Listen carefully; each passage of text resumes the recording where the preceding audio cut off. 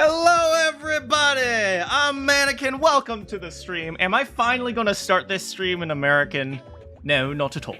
I hope you're having a jolly good day. Hello everybody. Hello Arcane, hello Bowser Jr., hello Randy. Hello Kokoro. Yes, the clouded Kokoro. Bingus. Hello, how are you all doing? Today we're playing more Ace Attorney. What am I talking about? Ace Attorney, yes. So last time, have a great stream, Mana. Oh, why? Thank you very much, Ayashot. It's been a rough day. I'll tell you why I'm late. I can make an excuse, although it's an excuse. It's not a justification. I was preparing some audio files to send to an audio engineer, but unfortunately, they wanted it in a particular format, so I had to reformat my audio files. Obviously, we want to make my engineer's life as easy as possible, possible, but at the same time, you know, I'm really bad at doing audio formatting, even though that is literally my job.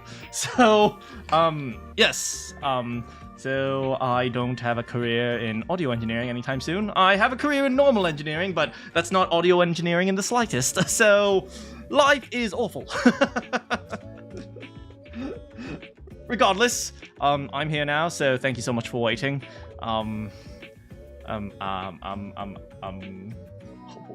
What was I even talking about? Right, do you notice my English accent is so much better now? Yes, so first of all, I'd like to thank you all. Because a lot of my improvement actually has come from playing this game with you all and reading to you all and doing Van Zeek's voice and Herlock Sholmes' voice and the judge's voice and that was awful. The judge's voice. But yes, so thank you so much for giving me an opportunity to practice while I'm streaming to you all. I did a joke once that nothing should get between me and red velvet cake, but a short I saw a bit ago is making me reconsider that joke if my brother did the face to cake smashing on me. Yes, please do not smash someone's face into a cake. If they don't have bread, let them eat cake or whatnot. But yes, no red velvet cake for you, Bowser Jr. Me when I accidentally sent the recording as an org file. No, they wanted it in a zip file. Not the audio, but the audio files in the audio. So I had to zip up everything, and then I had to ensure that everything was formatted in the right way. Because they wanted the audio to be under a minute, so I had like 1:15, so I had to cut out some silences, and so on and so forth. Mana, I'm an engineer. Me. Oh, shiny rock. Yes, I know. That is a computer. How does it work? Well, I don't know, but you push it and I think something will happen. I hope you all are having a great day of me insulting your intelligence. But then again, you all aren't intelligent at all, so is it really insulting if it's the truth? I'm so mean. I am so sorry. When I turn British, my arrogance goes up by like 20%, so I apologize.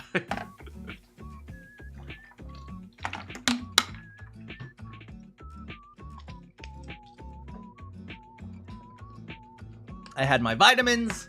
Let's play some Ace Attorney.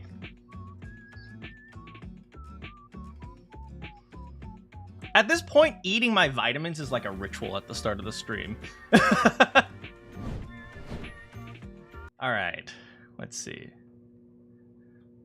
This is the wrong one. This is the right one. All right, so last time, we discovered that there was a fourth book, thanks to Mrs. Patricia Beat, who I am in love with. I don't think I have ever been more in love with a woman in my life. If only women nowadays were as perfect as Patricia Beat. But ain't nobody want to marry a copper nowadays. Marion, oh my god, I love Stop! Stop disproving me! I have a right to be wrong. I'll have you know that I separated helical and antometers today, and I feel very smart. I just like to say that I separate helical and antometers on an hourly basis. So wow, you think you're smart just because you can separate helical and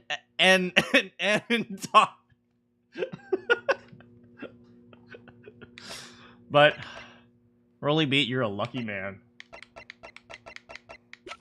Anyway, yeah, people getting married at the age of 21 out here. Dang.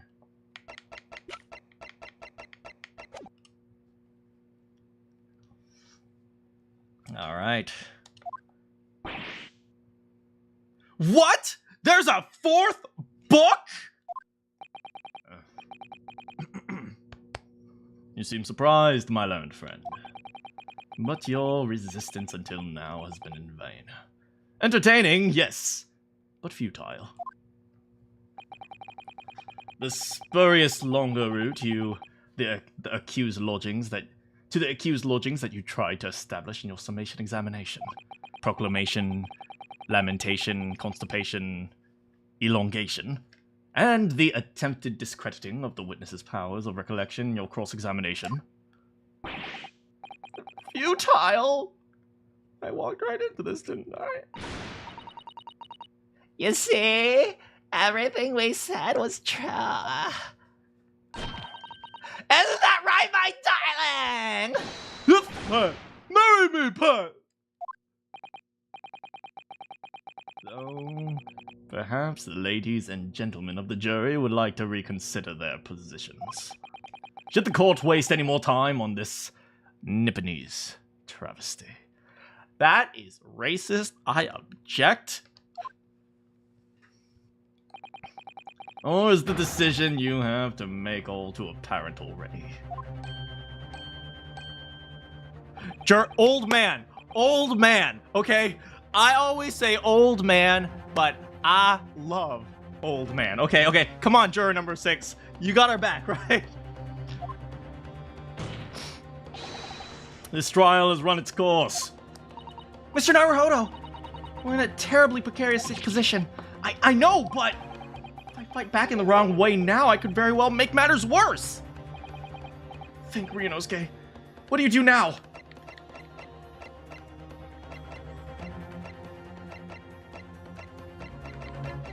We have a 4th book now, so we're obliged to examine it. Right? Because the fact that it's burnt. Objection! Come on, buddy! I'm not done yet! No, my learned friend. It's over. That last cross-examination was your final chance to establish a credible defense. And you failed. The die has been cast. There is no more room for debate. Well, it might be over as far as you're concerned, but... Seriously, Ryunosuke, come on. I can't think of what the... Are you... Ryunosuke, please. Please, Ryunosuke. A new piece of evidence that's just been presented. You have the right to examine it because there is no discovery in this legal system.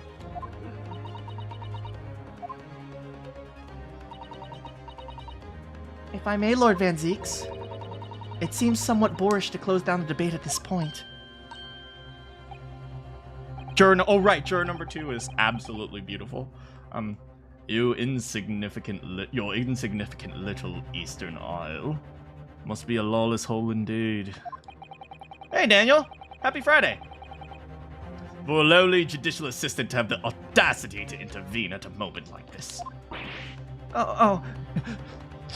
How dare you speak down to my daughter?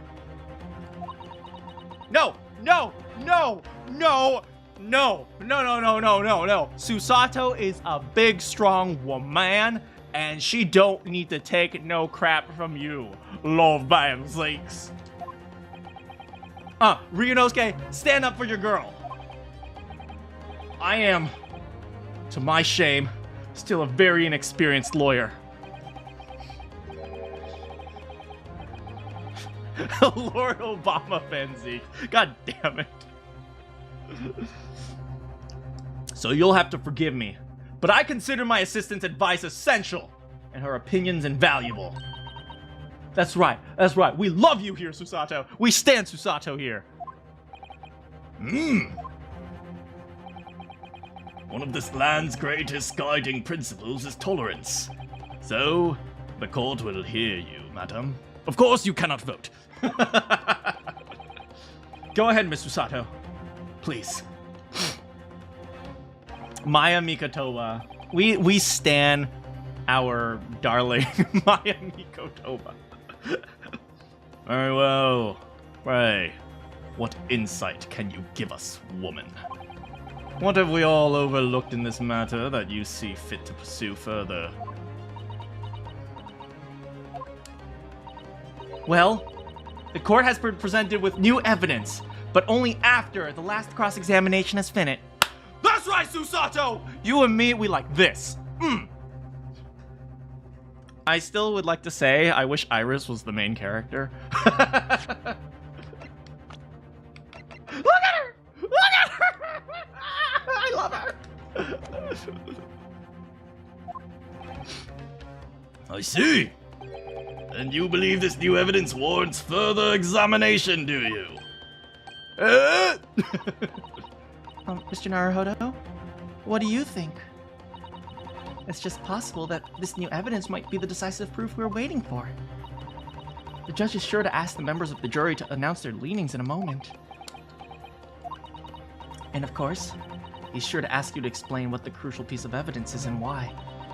So we take this opportunity to examine the newly presented evidence as thoroughly as possible. Yes, I understand. And thank you, Miss Susato. I think we've already examined it, right? Can we open the book? I don't think we can. I keep looking at this book, and every time, I can't believe how badly burnt it is. And I can't believe what a terrible waste it is.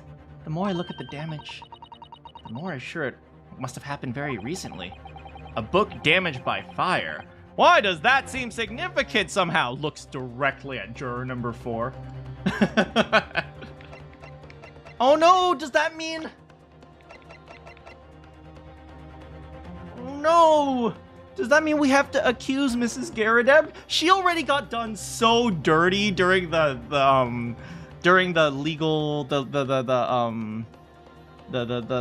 logic and reasoning debacle with Sholmes. And now we gotta accuse her of murder. That's awful. Hey, how's it going, Kyoma? This is it. Susato has managed... although maybe we have to accuse Mr. Garadeb. But let's be real here. Who's the violent one here? It's definitely Mrs. Garadeb. Susato's managed to win us one last chance here. Can't let it go to waste. The defense wishes to present evidence, my lord. Very well. The defense may present one further piece of evidence. Evidence that apparently offers a profound insight into the case, and has hitherto, I think. Hitherto been overlooked. What'd you miss? We just started.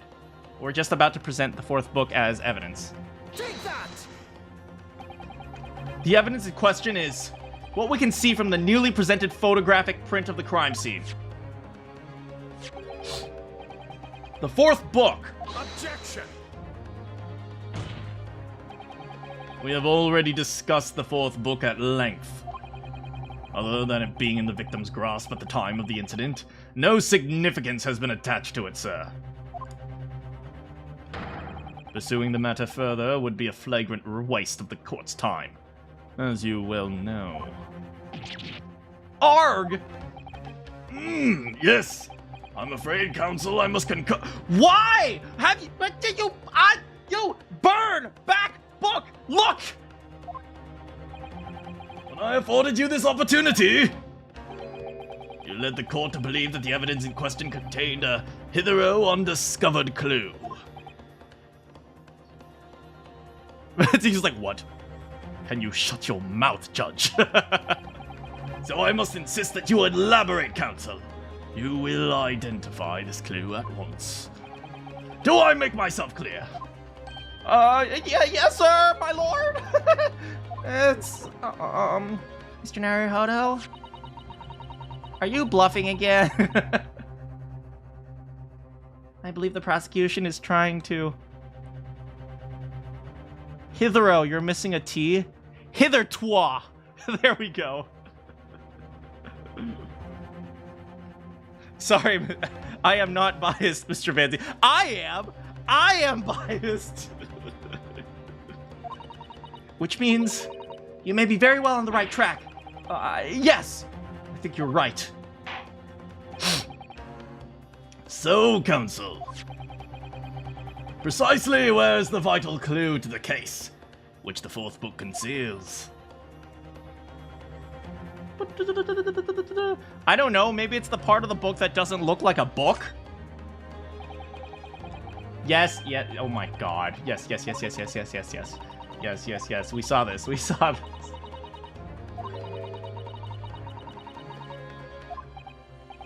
Book damage in a recent fire. That definitely rings a bell. Got it! Got it! I would like the court to observe the back of the book in question. The back? What the... Good gracious! It's been burnt to a crisp! So we have to ask ourselves, why was the victim clutching what is clearly an unreadable book? It's undeniably an extremely unnatural thing for her to have done. English is hard. Objection! Oh my god. Did you guys see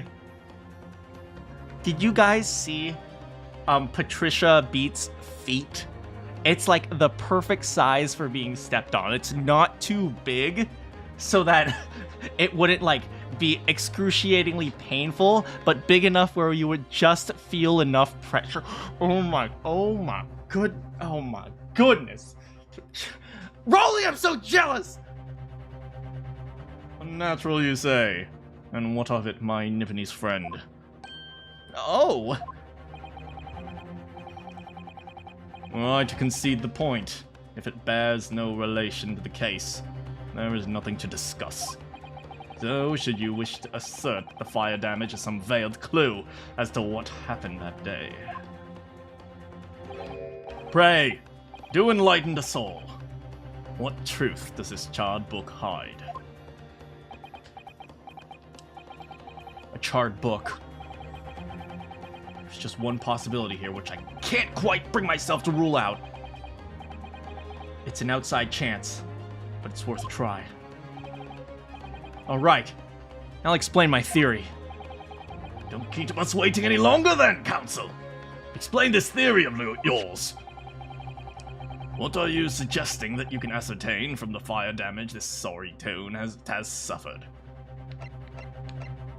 Its owner. My lord, the burn on the back of this book reveals a startling truth.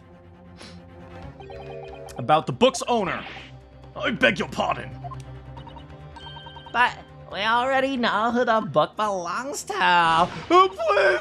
Not again! Oh, God! Why did I ever get married?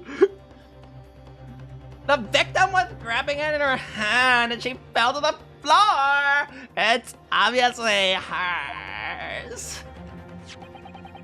The question of how this book came to be in the victim's hand has yet to be answered. However, as to the question of who the book really belongs to and where it originated. The defense has very credible answers. Good gracious! How can you possibly? Very well. I'll play along with this futile attempt to delay your inevitable demise. But do remember, the members of the jury may well burn you if your little gamble goes awry. Counsel! The defense's response here is very likely to influence the final outcome of the trial. So tell me, tell the court, who do you claim the owner of this burnt book is? The first Garadeb! Take that!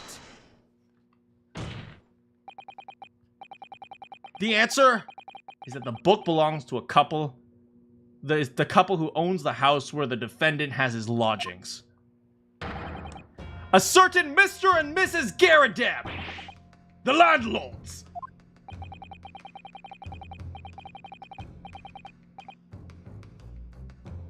And whether this is some extraordinary coincidence or some kind of fate at work, I don't know. Of all the people in London, one of the 6 chosen for jury duty in this courtroom today is none other than Mrs. Garadeb. I mean, the maid of Mr. Garadeb, who happens to look a lot like Mrs. Garadeb. And, do I still have to continue this charade? Oh my goodness me. I think you must be mistaken, sir. I'm not Mr. Garadeb's wife. I'm his maid. Things would be so much easier if you just dropped the pretense. It's not like social standing matters. No, it totally does. Alright then. How about a simple question for you? Have you ever seen this book in Mr. Garadeb's house? I would never presume to know all the books he keeps, sir. Objection! This is outlandish behavior. This woman is the accused landlady, you say? You implicate this hard-working member of the public. You besmirch her without a shred of evidence. Your actions are unforgivable. Objection! No! You're unforgivable! And the defense happens to know that on the day in question, at almost the exact same time as the victim was stabbed, another incident was taking place in the room of the top floor, on the top floor of Mr. and Mrs. Garadeb's house. Good lord! What sort of incident, counsel? A fire, my lord. Oh.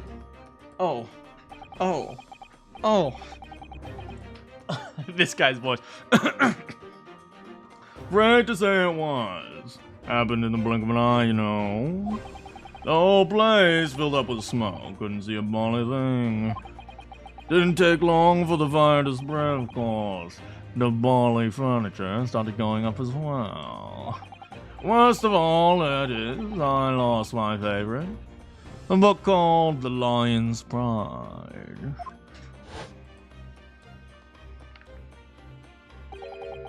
The Lion's Pride.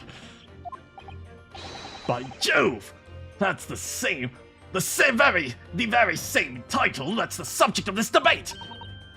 Oh dear me. Objection!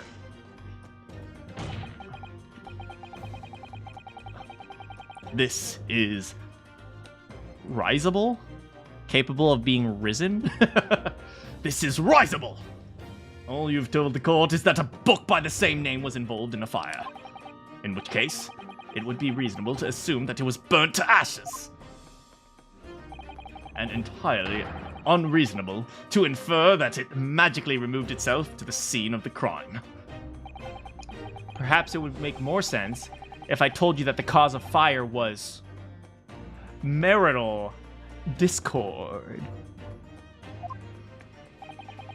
Without going into details, it appears that Big Strong Woman was considerably enraged. Apparently, She continued to attack Mr. Garadeb, even amid the flames. Priorities, lady. Alpha, I can't imagine being so horrid to the one you love. Can you, Raleigh? You don't see it, do you? You don't see the abuse I have to go through every day.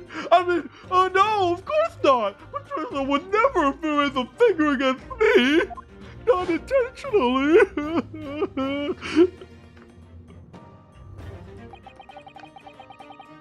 And all my favorite novels in the case. But as soon as the fire got hold of them, it was whoosh up in smoke. And the wife started hurtling things at me. Oh. There was I, back against the window under heavy enemy fire, incendiary books coming 10 to the dozen. He is a bot. Hey, how's it going, Captain? The man had his back up against the window, and he had burning books thrown at him. Good gracious! Are you suggesting that the book was thrown through a window and landed coincidentally at the scene of the crime? Objection! No. A thorough investigation of the surrounding area was conducted at the very evening of the incident, and there is no report of the Garadeb's window pane being broken. That's quite true. We saw no sign of broken glass when we visited the Garadeb household. But is it not conceivable that the window was open at the time and Not even remotely. Let us not forget the season and the chilling weather that accompanies it. let us not forget that their house was on fire? No Londoner would ever leave a window open in the middle of winter.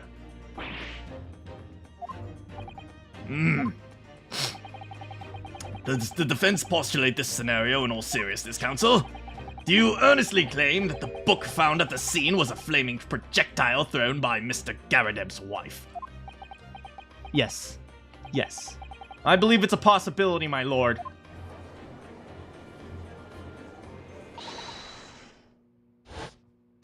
That's quite enough? Mrs. Garadeb must be. Well, I hope that everyone can see you for what you are now, you little foreign tricks. They're also racist! Just because I like anime girls doesn't mean you have to hate me. You call yourself a lawyer, but you're just a coward. Mean coward. Really? Just because I have an anime figurine of Hatsune Miku doesn't mean I like to be abused. Claiming our little tips at the whole neighborhood are light, honestly. Implying that I'm merely posing as a maid for appearance's sake. How could you? It has nothing to do with this beastly case. Not any of it. All you've done is sully our family's name. No, I assure you. That was your fault. Dragging an upstanding citizen's name through the mud simply to divert attention from your failing defense. Did she just slap that dude? Oi, woman, Shut up, I'm talking! sorry, ma'am. I should box your ears. That's what I should do. It's utterly unforgivable. Too right. There we go. How long have we sat here now? Listening to this Nipponese spouting out his fancy foreign Foreign theory?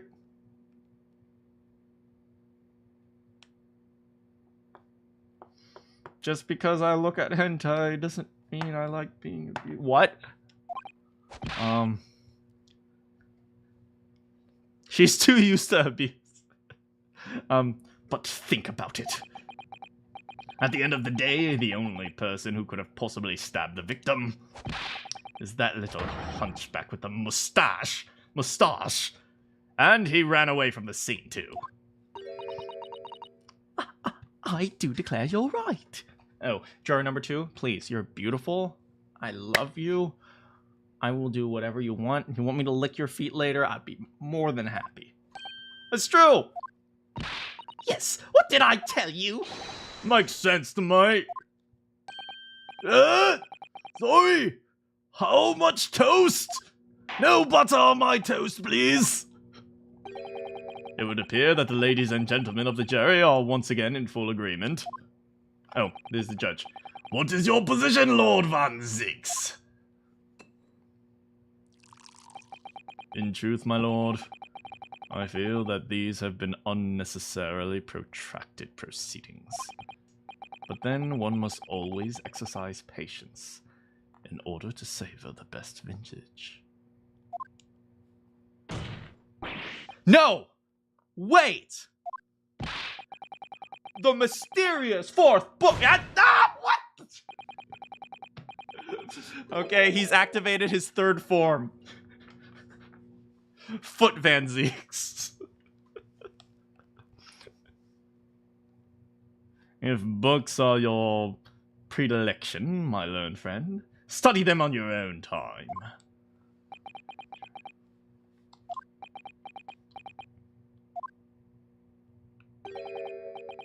What? No, forgive the discourtesy this time? No? Forgive the discourtesy of this Nipponese man being so stupid. Well, that was kind of mean.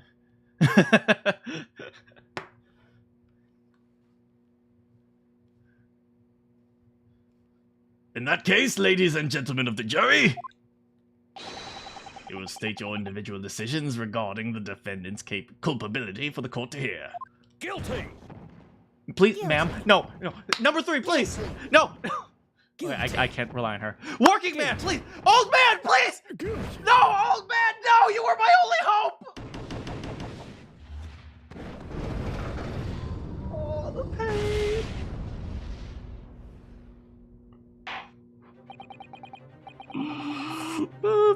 The defense calls for a jury examination proclamation. That was too fast. That's twice now. Mr. Naruhodo, don't give up. Mr. Sato, have you forgotten? The battle isn't over. You're not suggesting. Of course, the defense has a right to another proclamation subjugation. You can still convince the jurors to change their minds. You have one more chance.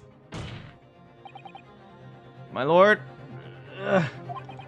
the defense wants to exercise. A bunch of squats won't do a thing for you. You believe you still have tricks up your sleeve. I don't intend to trick anybody. I intend to uncover the truth. With some mad crunches. There's no time to be downcast. As long as there's a chance, I have to stay strong and determined.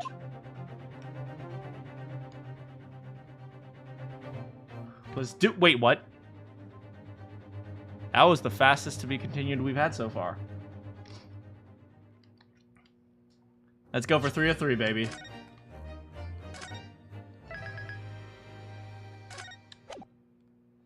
The defense would like to exercise. This is called doing air push-ups. The truth is, he has powerful thunder thought.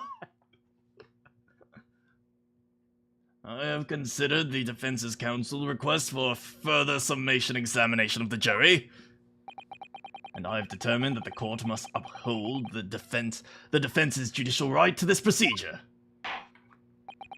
So, counsel, you will now proceed with your second summation examination. I presume the jury is ready, Mr. Foreman. We are, my lord. Very good. In that case, I must ask each of you now to state clearly and concisely for the court the grounds on which you find the defendant guilty of this crime.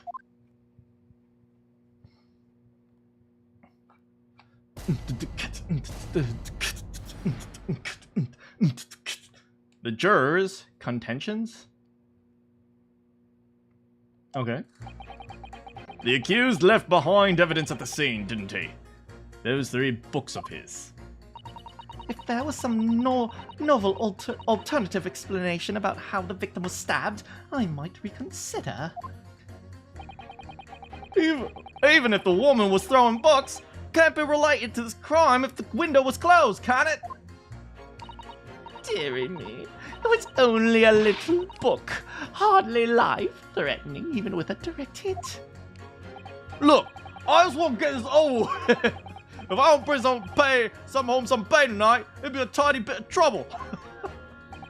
I feel so bad for juror number 5. Oh, jury duty sucks. Come to think of it, we had a fire at home a while ago. It gave me the sneeze.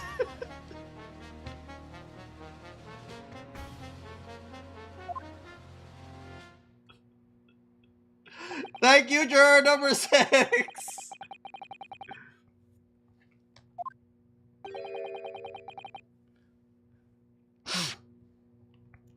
Yes, considerably more tangible arguments from the members of the jury. With one notable exception, of course. I'm not sure. Is the notable exception juror number 5 or juror number 6? Juror number 5 is the chat spirit animal. They're talking about a fire. Well, one time my house burned down.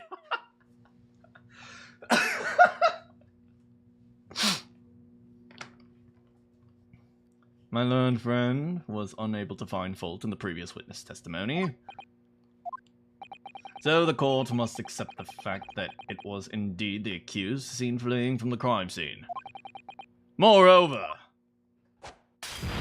There goes my glass. Another $50, Lord Van Zeeks! No one else was even at the scene to commit the crime. Well, if the eyewitnesses are correct, it would seem as if the conclusion is somewhat set in stone. I fail to see how it can be argued any other way. That means I'm afraid that during this summation examination, you must establish some other tangible explanation. But how? What would even constitute a tangible explanation here? Isn't it obvious? Who stabbed the woman, and how? Those 2 details are all you need to provide. Simply give us a name and a method by which the attack was conducted. I was thinking this might be hard. But Mr. Naruhodo, you have to do it. Otherwise, this really will be where the trial ends. As opposed to every other time where you say that it's almost where the trial ends. Oh my god. No pressure then. It's quite enough preamble. Proceed with the summation examination, proclamation, declaration, altercation, please. I presume you are prepared, counsel. Yes, my lord. All right, focus your mind. Slap. Oh, double slap. Bam, bam. Clearly, the key to this summation examination is juror number 4, the maid. Or should I say, Mrs. Garridem. We have a book that disappeared from the Garrideb's house on the evening of the incident, and the 4th book found in the victim's hand. There must be a way to link the 2. Yes, that's what we have to find. Using every technique I've learned in my short career. Whatever it takes! Gonna wash dishes? Have fun washing the dishes. Don't forget to keep an eye on Mrs. Garridem and see how she reacts, even to the things other people say. Alright. We gotta focus. Oh my god, Patricia Beat is over there. Oh my goodness. Oh my god. Girl, I don't care if you don't have any money. Your heart is worth infinite to me. Actually, it's worth like $100,000, so... if you want to provide more than that, I'll happily let you go. Okay, so... I have a feeling, okay? The woman, even if the throwing of the books can't be related to the crime if the window was closed, can it? Alright, so we'll start with this, because number 3 has been reasonably logical. But what about the possibility that the window was opened? What about it? I mean, there's just no way it could have been. How can you be sure? Prosecutor fellow over there said earlier, didn't he? Winters in London are no joke. You don't want to invite that sort of cold indoors? So no, the window wasn't open. Us Londoners like sitting by the fire and staying warm, see? But you couldn't categorically state that the window wasn't open, could you? It just wasn't. It wouldn't have opened it. And then what's the point of even having windows? Counsel, you will kindly refrain From this child. Yeah, I'm kind of badgering the witness here. Or not, I'm badgering the jury. He's innocent, I tell you! Oh, sorry. Because this young man isn't going to budge otherwise.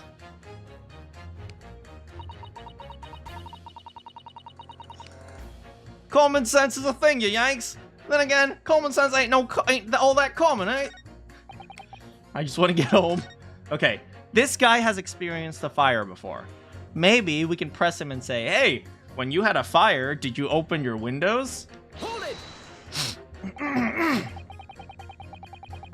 Does that have anything to do with the defendant's culpability in the case? Sorry? What's that? You'll have to speak up, lad. Could you tell us more about the fire? It was last winter. My children baked me a lovely cake on my birthday. It had 75 candles on top, it did.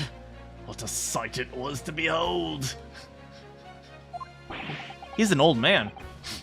You put candles on a cake? Was it some kind of devil? He doesn't know the tradition. Of course not, it was an angel cake. To celebrate my birthday, of course. It seems that it's a common custom here in Great Britain, Mr. Naruhodo. Anyway, I mustered all my puff to blow them out. Only I must have blown wrong somehow. The flames didn't go out, but the candles went flying all over the room. Wait, what? The furniture caught and everything went up. The whole place filled with smoke. Definitely sounds like devil worship. And by the sneezes, I presume you mean a cold? But how did you catch a cold from a fire? What a fiasco it was. The grandchildren, Is it grandchildren or grandchildren? I think it's grandchildren, right?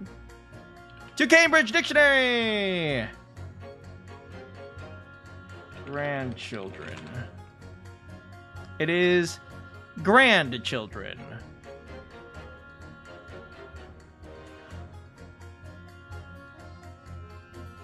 Wait. Grandchildren? English pronunciation of grandchildren? Wait, what about the British pronunciation? Oh, wait, this is like a grand. Grand. It's grand. The grandchildren, bless them, threw water over me as they tried to put out the flames. And then, because the whole room had filled up with smoke, of course, we had to open all the windows to clear it. Is that so, juror number 6? The windows.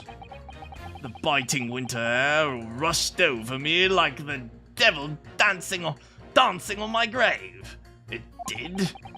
I caught a terrible cold from it. Put me in the hospital for a while. I won't forget that birthday in a hurry.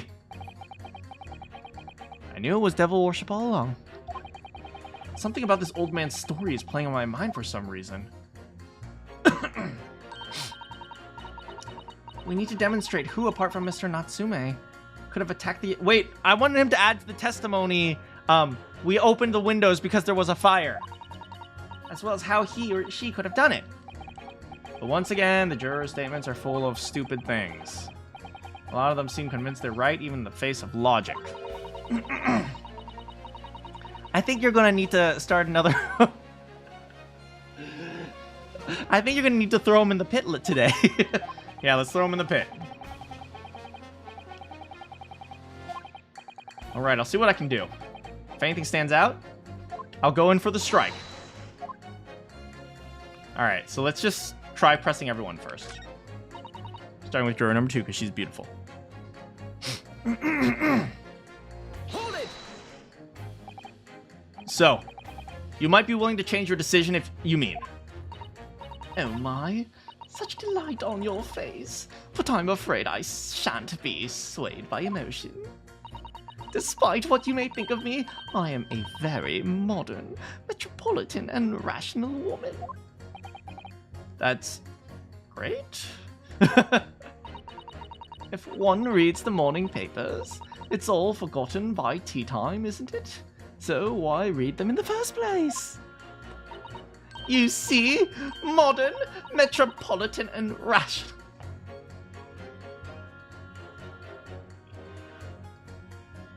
Just don't read, everyone. And not at all extreme. As I see it, an overwhelmingly suspicious Japanese man has been implicated by overwhelmingly strong testimony. So despite one or two minor puzzlements, I do declare that the man is overwhelmingly guilty. Modern, metropolitan, rational logic, wouldn't you say? Overwhelmingly. But us modern, gals, so you say, are always delighted to embrace new facts, you know. So I'd be only too happy to consider an exciting new theory, if you could come up with one. I'll be happy to do that too. Let's do our very best not to disappoint the modern and metropolitan young lady. I aspire to be her. Right. Glad you omitted the rational there. Yeah, that's true. Grandpa has powerful lungs. Wait, go back. Hold it! But as we know now, there were 4 books, not 3. Well, what difference does it make? There's every possibility the 4th book belongs to the defendant's landlord. Yes, that's the part I have a problem with. Sorry? Well, at the point the woman was stabbed, this landlord was at home, wasn't he? Enjoying a fiery scrap with his wife or something, you said. It's not exactly how I put it. Well, anyway. The point is, the fellow and his wife were somewhere else when it happened. Huh. I think that's what you call a strong alibi. I'm very smart. So it couldn't have been the landlord who did it, which only leaves the Nipponese.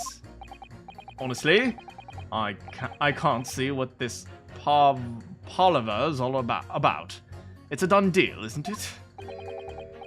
I suppose it is, since I've nothing witty left to say. They are destroying me. I am exhausted, man. I'm not even like 2 hours in, and I feel like, oh god, I'm dying. I'm gonna sleep for like a minute. Your Honor, permission to sleep.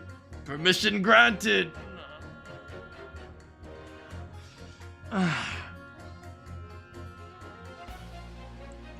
Different book. Like, different in book. Like, the number of stabs don't matter. It was 4 or 4.5. Wait, what? Honestly, I don't think, no matter what logical argument you're making, I don't think they're going to care. We have to make them fight over who's stupid. That's how we get it. Hold it!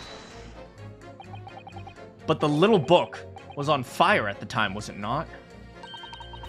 With flames of love, I'll have you know. There's no such thing as a loving incendiary bomb. Oi, lady, shut up! Oh, sorry. Well, he brought it on himself. It's playing with fire to betray a fiery love. Isn't it? Well, don't you agree? Any kind of betrayal is certainly a bad thing. Yeah. But I think the argument might have arisen out of your misunderstanding, Miss Garadev. He don't know no girl like that. Oh, like, shut up! Sorry, ma'am. I became southern all of a sudden. How's it going, Slippery? Never mind that. The point is, we were just having a jovial little dispute, nothing more. And I won't have any more of these suggestions that I was anything whatsoever to do with crime. Right, well, we'll see about that. What about juror number 5? He doesn't seem to be turning a hair at Mr. and Mrs. Garrett. Oi, she frightens me!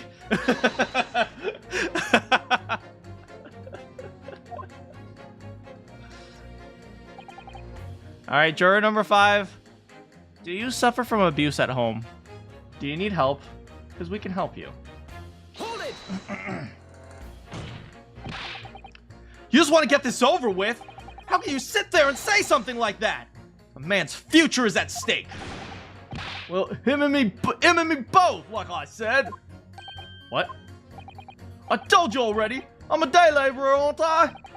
If I don't bring home some Reedies with me tonight, you'll find I'm floating face down to the River Thames tomorrow. What? You heard me? My missus ain't one to mess about. You know, she can be fierce, you believe me? Another shining example of marital bliss. A situation like this cropped out the other day. Well, it was, Did you know? It's funny because I can't quite remember. Sorry? It was too frightening, that's the thing. I must have blocked it out. Wait, so let me get this straight. Big strong man here was hit by his wife and he was afraid. So how scary is his wife? I wonder if Mr. Beat will ever be dragged into the Thames by a scarf. Don't go there, Mr. Sato. There must be some way to jog his memory. I think that's everyone that we've interviewed. Okay. I'm going to take a quick bathroom break, and then after that, we are going to start throwing these guys in the pit. Be right back.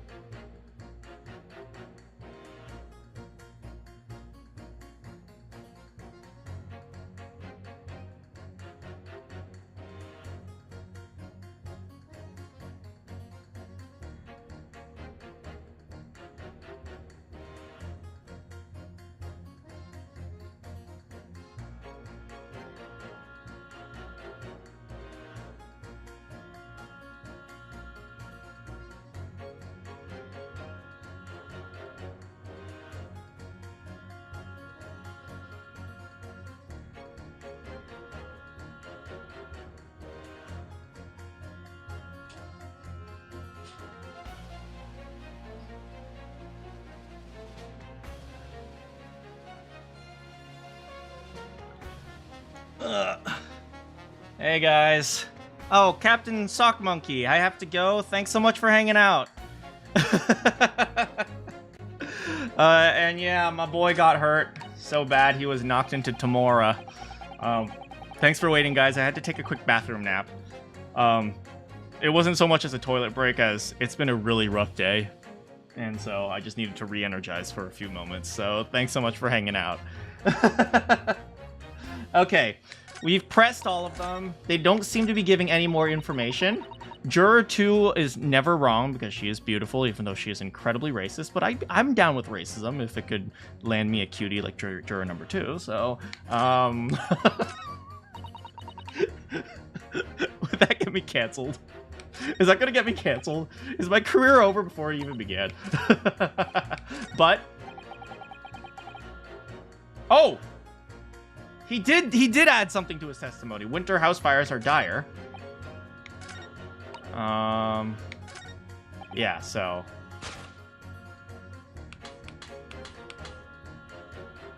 so juror number 6 says you have to open the windows to clear the smoke.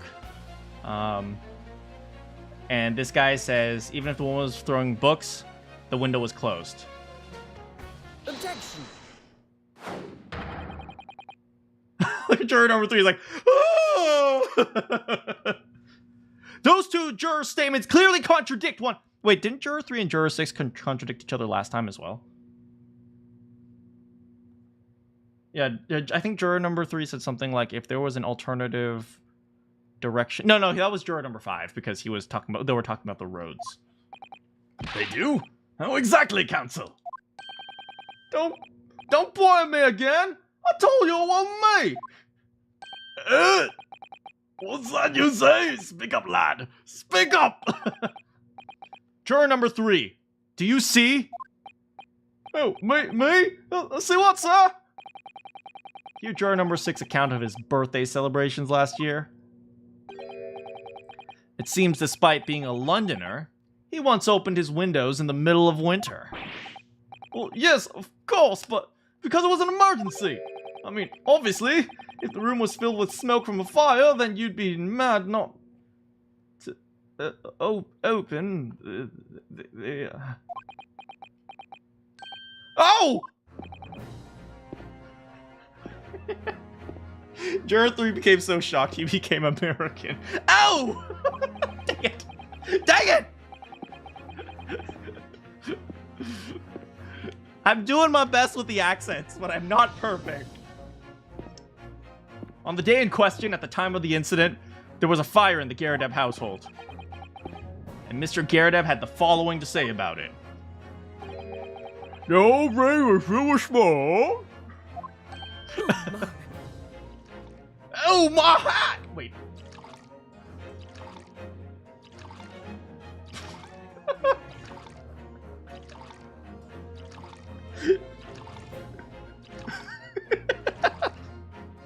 We'll just stay here for a little bit. My girl's thirsty.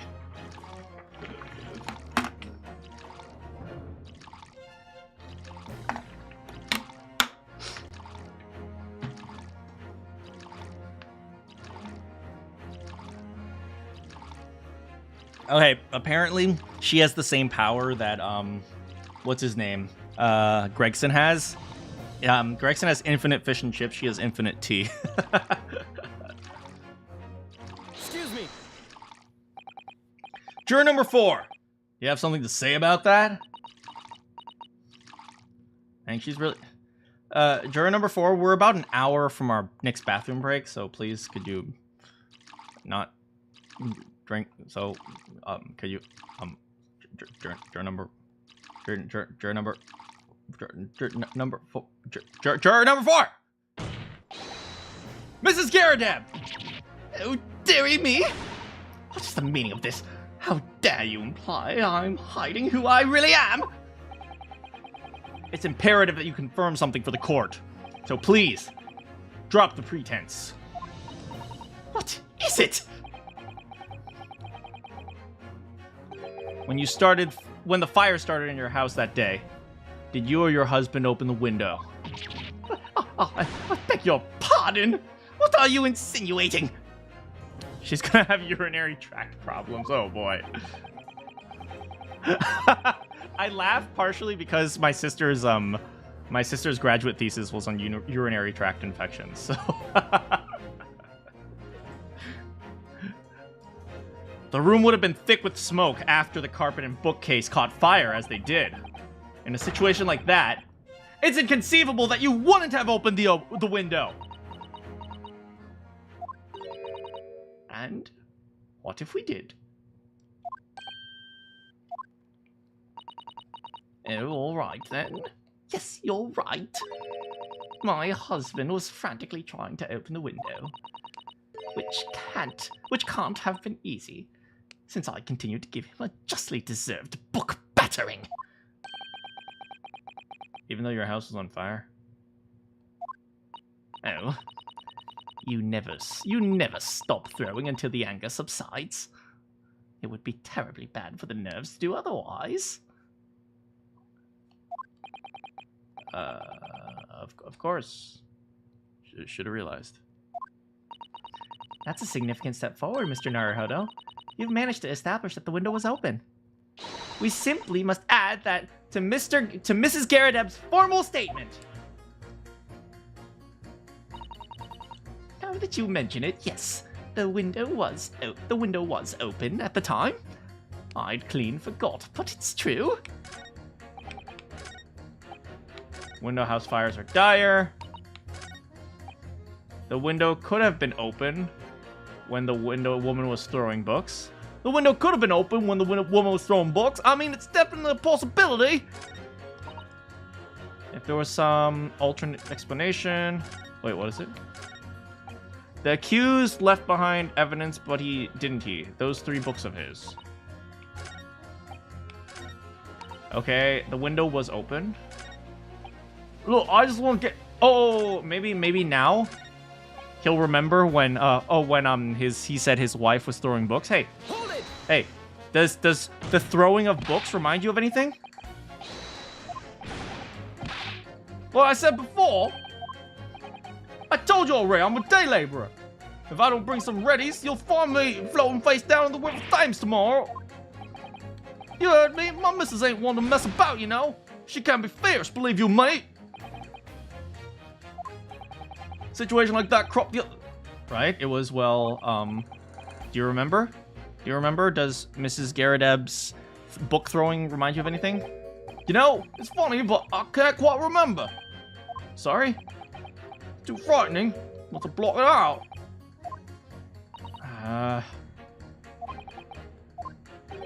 There must be some way to jog his memory about this. Okay, let's press these guys. Now that you mention it, the window was open. Hold it! The 4th book found at the scene of the crime shows very obvious signs of fire damage. And the title of the book is The Lion's Pride. The same title, in fact, as the book Mr. Garrideb told us he'd been reading. That's right, he's shocked. Well, I really couldn't continue to say. On the day in question, did you or did you not throw at your husband the copy of The Lion's Pride that he'd been reading? She probably doesn't remember. She was probably just grabbing books. No, but it is very possible that she did, because the husband was near the bookshelf, right? Well, he was trying to open the window near the bookshelf. So the books she would have grabbed to throw at him would not be in the bookshelf, which means a book like The Lion's Pride, which the husband is currently reading, wouldn't be in the bookshelf. It'd be at his, like, reading table or something, right? So that makes perfect sense. I did. Oh. Mrs. Garrideb going to jail. Mrs. Garrideb going to jail. Mrs. Garrideb going to jail. I'm gonna put her in a jail. I'm gonna destroy a marriage. I'm so sorry. It was the first thing I could lay my hands on, so I hurled it straight at him. And now you've come to mention it, yes. Jiggle? He was rather enjoying reading it, you're right. Why do you not reveal this information to the court from the outset? I can imagine every time juror number 5 gets hit, he goes into like an involuntary fetal position. I'm a big strong man. Big strong men don't cry. Because I couldn't, you insolent man. I didn't remember. At times like that, you pick up and throw whatever you can lay your hands on, as well you know. I'm causing a divorce. I'm causing like 4 different divorces in this one trial. We're gonna break up frickin' the Beats because we're gonna prove that they're lying. We're gonna break up the frickin' Garadevs because she's going to jail. We're gonna break up whoever juror number 5's marriage is because like he's being abused like hell. I barely noticed I was throwing. Oh no, juror, are you okay? I think juror number 5 just got triggered. I barely noticed I was throwing a book, much less the title of it. You okay, buddy? You okay? You can talk to me. You can talk. Do you want to talk in private? I'm here for you. Excuse me. Remember, in this era, if you abused men, that pretty much went completely unreported. Nobody took it seriously. So you suffer in silence, buddy. Suffer in No. Don't suffer. Suffer with us, because I got you. Juror number 5, he's my brother. I got him. What is it, juror number 5? Oh, you know something? I remember what it was. That memory I block out. You okay? I was listening to what this granny was saying. Granny. Oh, damn. He just called. Damn, they're doing Mrs. Garadem so freaking dirty. This old lady. Brought it all floating back. Oh! Who are you calling a granny, you cheeky devil? I'm Mrs. Garrett, the maid. I'll have you know.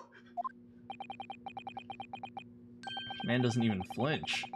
Please tell me that's not because he's used to being hit all the time. It was about 2 weeks ago now. I just got back home after work, like. I put my hand in my pocket for the wages I just earned that day. I nearly died. It was, every last penny drop out. Oh, dear, what a disaster. You haven't heard the half of it, boy. Boy! Oh? My wife was cutting up some chicken at the time. I could hardly get the words out, but I told her straight. I've lost the day's wages, love. Next thing I knew, the blade was whistling past my ear. Yo, she freaking threw a knife at him?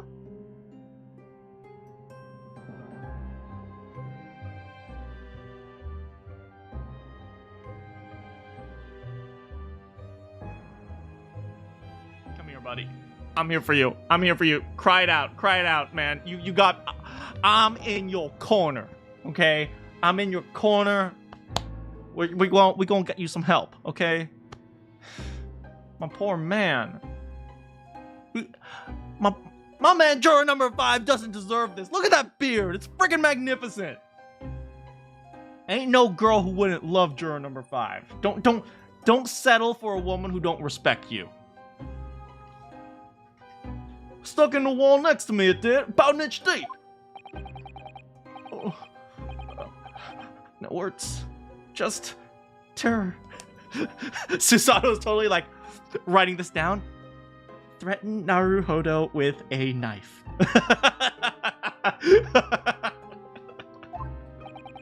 I'll smell it then.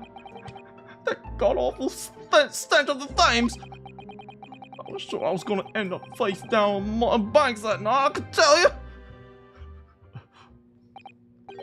Oh, that's a real disaster, isn't it?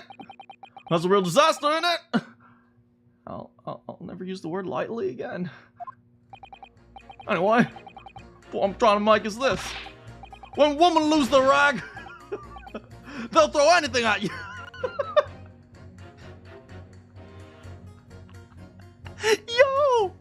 Yo, we got her! We so got her!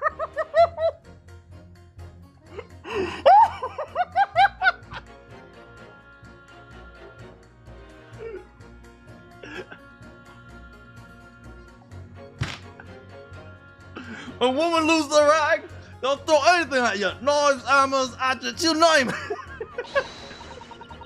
Mr. Naruhodo, you mustn't think that all women are so short-tempered and unrefined. Susato, you are not making a very good case for yourself. No, I wasn't thinking that. I'm definitely not saying this because I don't want you to throw me. Throwing household objects at people is... it's so uncivilized. At least attack with honor. Use a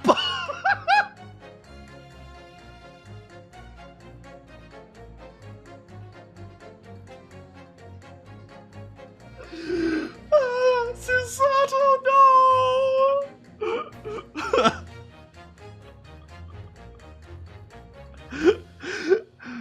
Man, no wonder all men are afraid to die.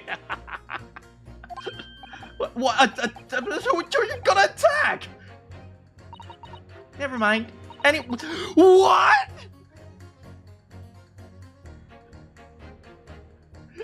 She's only writing down murder Naruhodo and underlines honorably. It could be rather significant, I think. We'll come back to the bow and arrow thing later. Look at those innocent eyes. Oh my god.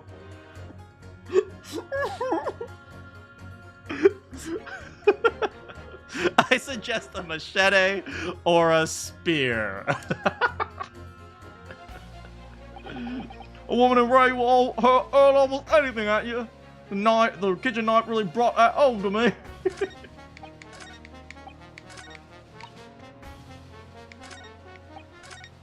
Wait a second. If there was some novel alternative explanation about how the victim was, you've got to be kidding me.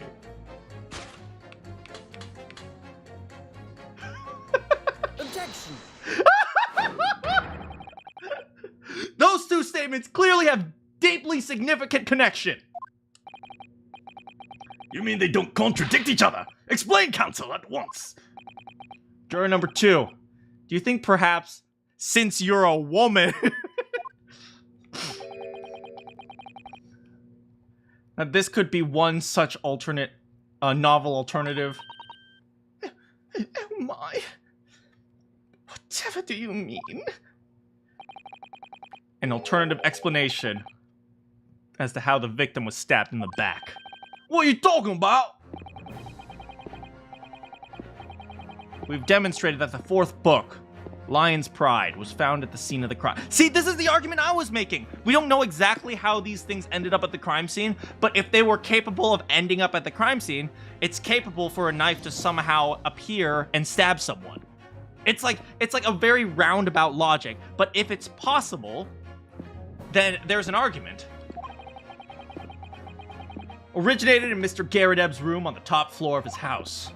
Therefore, it's equally possible that some other object besides the book could have found its way from the Garadeb household to the street below. What's this now? So the defendant was unlucky. Yeah, I guess he was just in the wrong place at the wrong time. I mean, if you think about it, he was lucky that he didn't get stabbed himself. After all, Mrs. Garadeb could have thrown any number of different objects at her husband.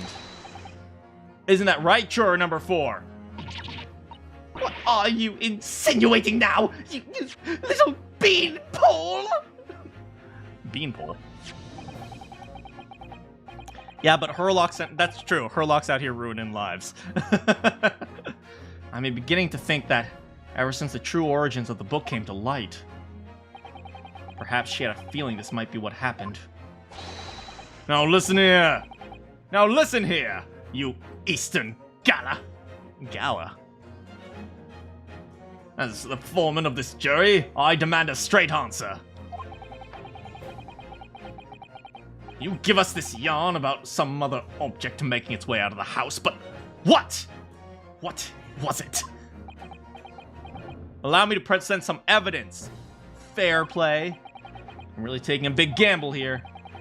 That was a bold accusation to make, but I don't have evidence to back it up. You got this, buddy. But I'm certain, at the very least, this warrants further investigation. All right, Mr. Foreman. I'll explain the defense's theory. The other object that found its way from the Garadeb household to the scene of the crime was... the knife! Take that!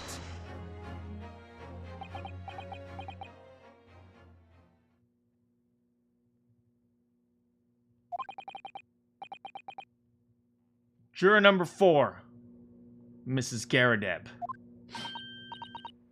What now? Now? I must apologize in advance for this. I need you to confirm something else for the court. This knife. Have you ever seen this knife before? Oh. Oh. Oh.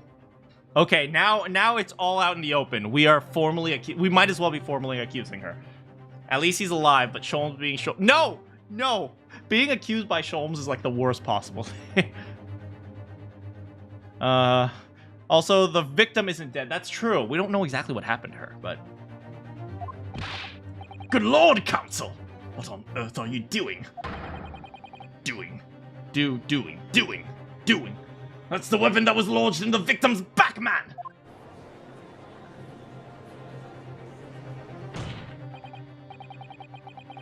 My lord, remember that when the victim was attacked, Mr. and Mrs. Garadeb were in the throes of an argument. Mrs. Garadeb was hurling anything she could at her husband, who'd been backed up against the window. A window that happened to be opened to clear the smoke, and through which a book sailed to land at the crime scene. You can't seriously believe that? The book was found in the victim's grasp! Are you saying that it flew out the window and across the street to land neatly in her hand? In her hand? Huh. Even my missus ain't got aim like that. Yes, I admit there are many details we don't yet understand. But that's the point. That's precisely why. We must not allow this trial to end. Not now. Oh my. Oh, I'm old. Mrs. Garadeb, your answer, please. Have you seen this knife before?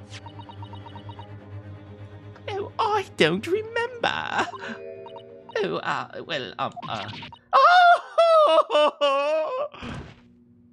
Oh. 3, 5. Can you pull up? My lord, I wish to change my decision. I knew number 2 was best girl. I am a woman of my word. Thank you, madam. Yes, I agree. I keep mixing the accent. Yes, I agree. I certainly didn't see this coming, but... I just don't think it would be right for this trial to come to an end now with so many unanswered questions. Mr. Foreman! I have to agree. Women are scary. Not that I think the granny did it, mind. You know what? I'm not quite happy about this moment either. All together now, ladies and gents. Grandpa? What the frick? Grandpa? We did it! Congratulations on taking advantage of a poor woman. Being accused by Sholmes is definitely a fate worse than death. As a result of the defense's summation proclamation, the number of jurors' leanings have changed. 2 jurors call guilty against 4 now calling innocent. Accordingly, the opinion of this court is divided. And this trial will continue. Ooh. Yeah. Ooh. Ooh. Ooh. Yeah. Yeah.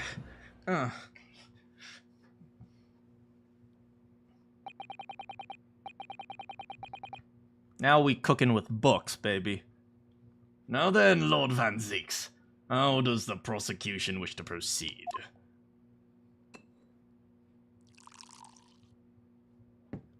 Hold on. This trial is rapid. I think it's rapid, not rapid. Rapid. Cambridge. Okay, let's check. Rapid. It is rapid. Rapid. Rapid. This trial is rapidly descending into a farce.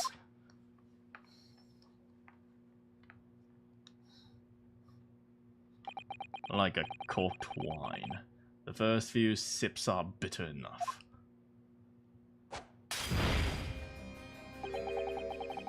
But what follows is so repugnant.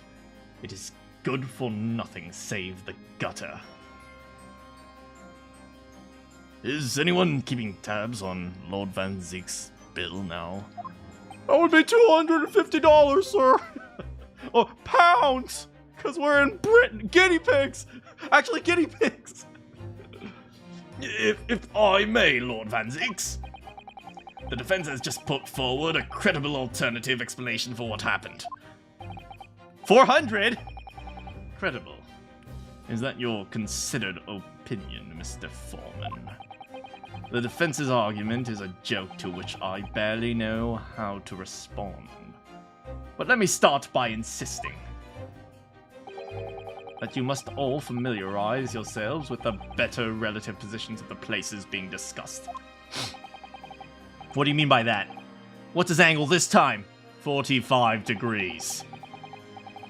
That was an awful pun. I am so sorry. I am so sorry I made that joke. I should be ashamed of myself.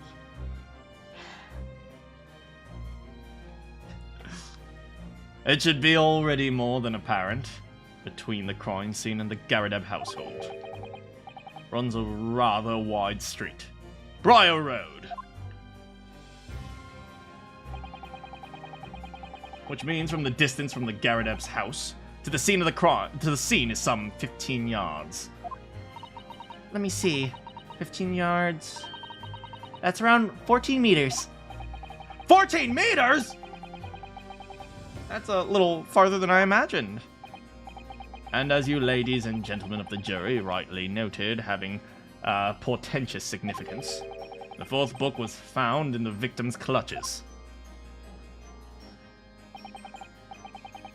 In other words, the smoldering book, wantonly hurled by the lady of the house, traveled some 15 yards to land on the opposite side of the road, neatly between the collapsed victim's fingers and thumb.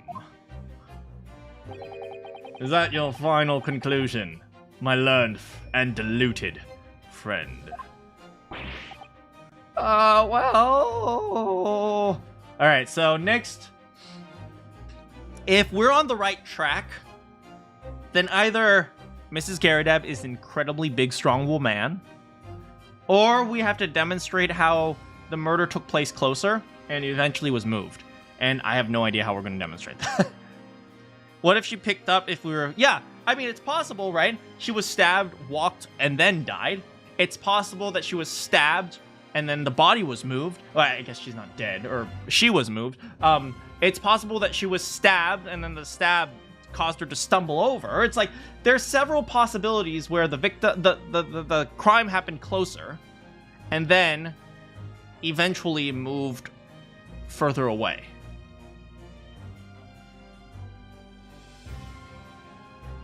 Or she was yeeted. Yeet!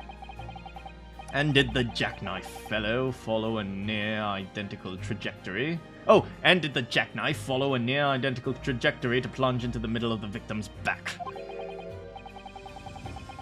This fantasy is somewhat stretching the notion of having a bad day for the victim, I think. Oh no, this actually makes a lot of sense, right? If she was throwing things at her husband, it's reasonable that everything is following a similar trajectory because she's just throwing things at the husband, right? It's going to go out the window and land in approximately the same place. So if a book flew out the window, the woman said, oh, that's weird, a book just flew out the window. She went to pick it up and then the knife followed, right? That's actually very reasonable, right? Like if she was throwing stuff at her husband, you would expect that things would follow approximately similar trajectory. The book flies out. She's like, there's a book right here. What the frick? Walks over, looks at it, and then whoop, bam, there's the knife at almost the exact same angle. Probably enough time to pick up the book. Exactly, right? If she was just grabbing anything, right? And like, let me think about the time when I was like, let me think about the time when I was throwing knives at my victim. No. Let me think about if I was throwing whatever I could find, it wouldn't be immediate. It's like, okay, I grab this, I throw it, right? And it's like, okay, now there's something over there. I'm gonna run over there and grab it, and then run over here and grab it, right? Even if she's moving around, things are going to be approximately funneling through the same window, which means things will follow an approximate trajectory.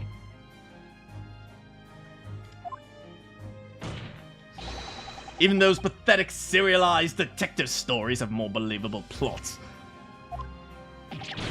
Ah, don't compare me to Sholmes! There's nothing I can say to that. That prosecutor loves the sound of his own voice. Don't get me wrong, I love the sound of his voice too. Oh my goodness. Mr. Sato! Serialized detective stories are pathetic, they say! How dare he! Mr. Sholmes is the best! I love it with all my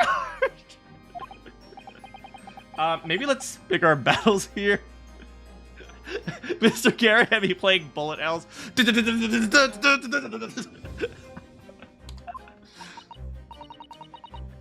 My lord, might I be allowed to speak?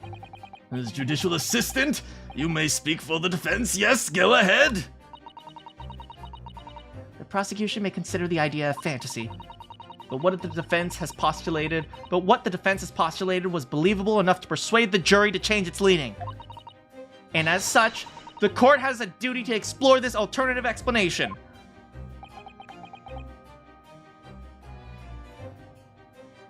Why is she not the main character? To that end, juror number 4, Mrs. Joan Garadeb's maid, must be called to testify and to submit to cross-examination. Saints alive! Cross-examination of a juror? Yeah, this is incredibly coincidental that she happens to be on the jury. Like, who put the jury together?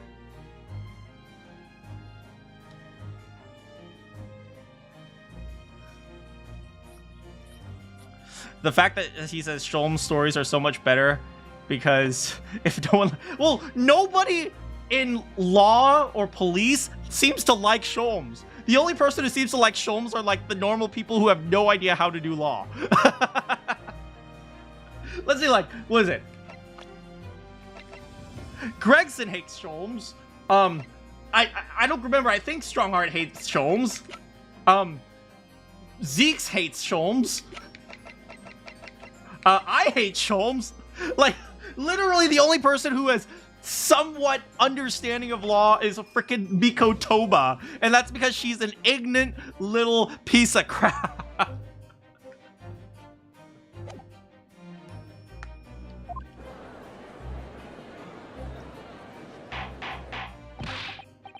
Order! Well, this is highly irregular. It is unprecedented for a member of the jury to be summoned to the witness stand. Objection! Oh, my leg! And unnecessary. Lord Van Zix! There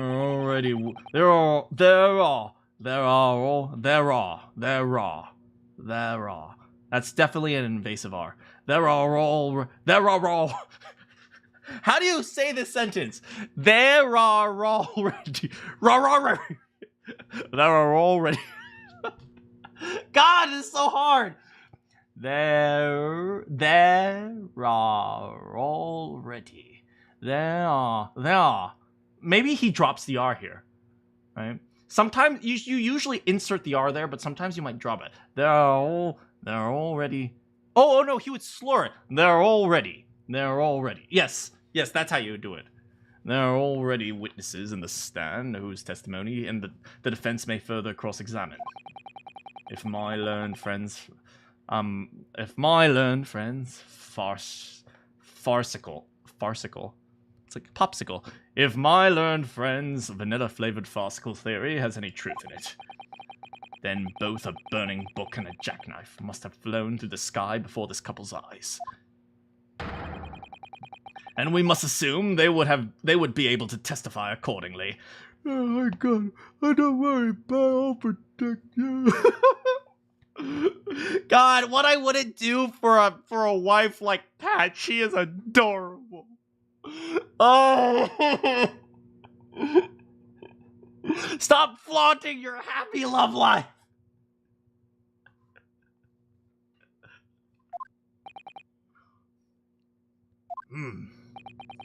What say you, witness?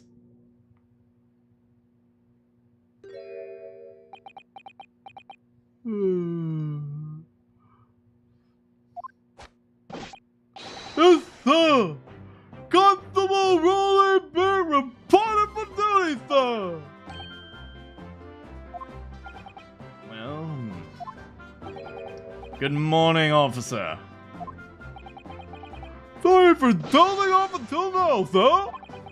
I haven't slept for a month on account of a villain who's appeared on my beat, sir! They're so heroic. These London bobbies. Patricia, my darling, I've been neglecting you, but no more. Oh, Raleigh, my hair. You make me swoon.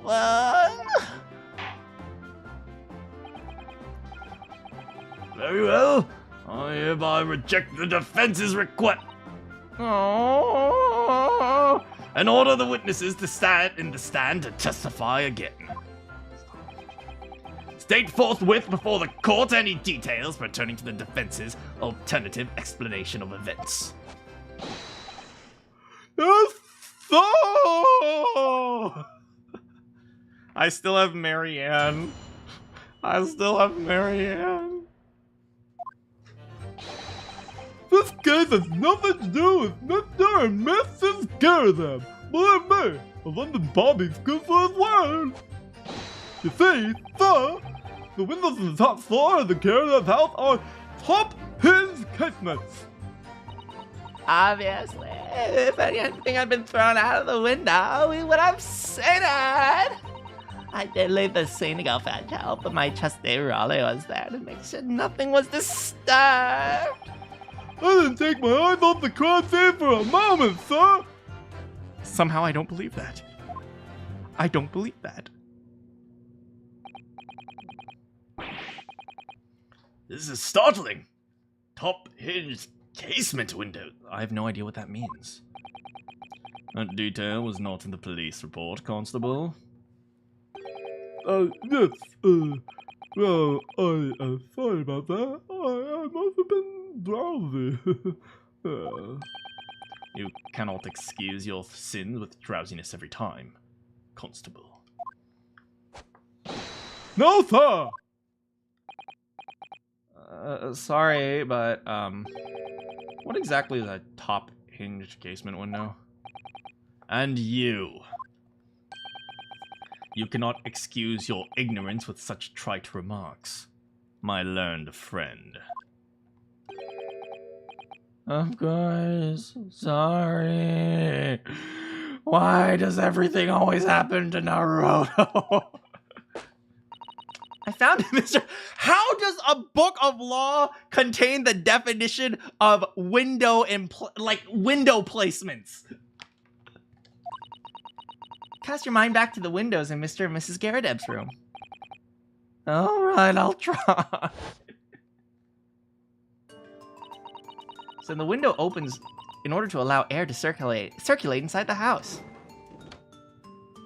Ah, it opens like that. She probably just has a lot of books. So she must be very, very, very thin because half of her kimono is frickin' books. But as it's a top hinge casement window, it swings open along the upper edge. I'm glad you've rectified your ignorance. A casement window's most prominent feature is its stay, a metal bar which prevents the window from being opened beyond a certain amount. It prevents its opening? This is all news to me! What kind of crappy windows are those, British? Absolutely correct, sir. In other words, if a book or a knife would have been thrown through the window, it would have clattered against the pane and fallen straight down to the pavement below.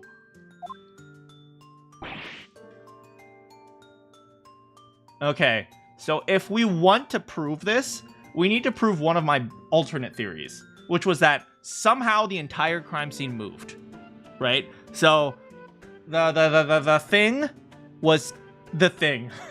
I just called Olive Green the thing. The victim was stabbed nearer to the Garrett's house and then moved afterwards. Where was Olive relative to the house? All right, see, yeah, that's a great question, right?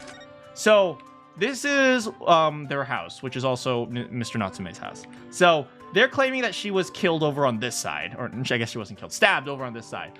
But if we want this to work, we have to demonstrate that she was actually stabbed over on this side, and then for some reason was moved over there. I have no idea why that would happen, but that's the only, I think that's the only explanation we have right now, because if she threw the knife, right, it would be reasonable for the knife either to go straight down or straight. Oh, that's really good. Hold on, let me grab a knife. We don't really need a knife. We just need a pencil. Okay. For something that is weighted, like this type of thing, right? Generally, if it hits something and falls, it's going to fall either like this or like this. Things generally don't fall like this unless they're reasonably balanced, right? And a knife is much lighter on one side and much heavier on another side. So it's reasonable that it either fell down blade first or blunt first. Now, obviously someone was stabbed, so I guess we're going to assume that it fell blade first, right? It went pew like that, okay? So, which means when the knife was thrown, it hit the window because the window doesn't open past a certain point, and then it fell downwards onto this side, right? Now, we're going to assume that it fell blade first and not blunt first, right? Because we kind of have to at this point. So it fell blade first, right? But she was stabbed in the back, right? Which means she must have been bending over. Her back must have been facing upwards, which makes sense if she was picking up the book. So right now, our theory right now is that the book fell out, and then she went to pick up the book, and as she was picking up the book, the knife stabbed her in the back. We have to push that theory, which means the only way to possibly push that theory any further is to actually establish that the crime scene was actually completely different, which I don't know how we're going to prove that, but we got to prove it somehow. Okay. And assuming Mr. Natsume didn't, Soseki Natsume didn't move the crime scene, the only possible people who could have moved the crime scene were beats. So we're going to break them up. I don't know why they would move the crime scene, but the only people who could have moved the crime scene were the beats, which means somehow we have to demonstrate that the beats moved the crime scene from here to here. I have no idea why they would do that, but we'll demonstrate it somehow. Maybe Patricia was like, oh my god, the woman is so ugly. Let's move her over here so it looks prettier. Yes, my darling. I love moving corpses. Good question, Bowser. You see the problem then? Good. Your education in Windows is complete. There was never any possibility that either the book nor the knife traveling 15 yards over the road. Just move the corpse mover. Yes, I'll be your corpse mover, my darling. That is, unless the window pane had been shattered. Something we've discounted already. Can't be! How many times has Naruto... Did I just call him Naruto? Naruhodo flown into the back. Do you see that, Rolly? This young Japanese man just collapsed in agony. Oh yes, my darling. I saw how he crumpled before me.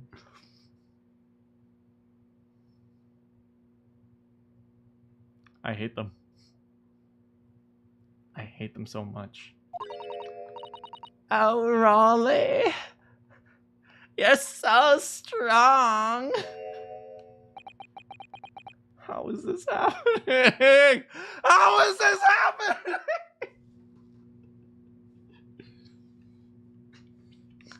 Tell Naruto, jury, believe it! The same thing happened to Gumshoe in the anime. When Phoenix objected, right? I've seen clips of the Ace Attorney anime where he goes, objection, and people are like flying backwards. I haven't even started the cross-examination and my argument's destroyed. Counsel, if you could drag yourself upright again. The court awaits your cross-examination. My lord. Oh, good. Another desperate situation.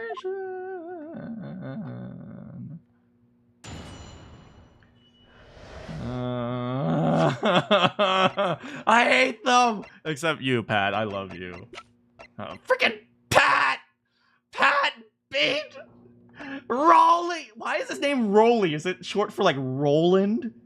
Patricia and Roland or something? Pat and Rolly. Ugh.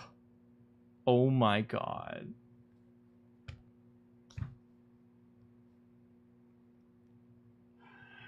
Their name is Patrol. You've gotta be kidding me!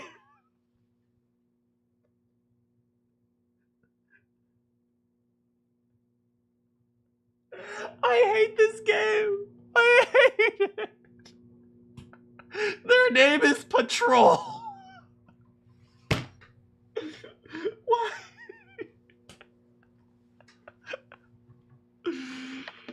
Oh, God.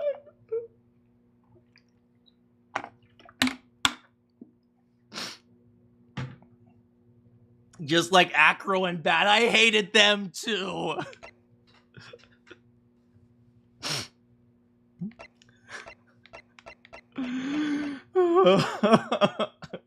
They're breaking my heart and my spirit. Get it together.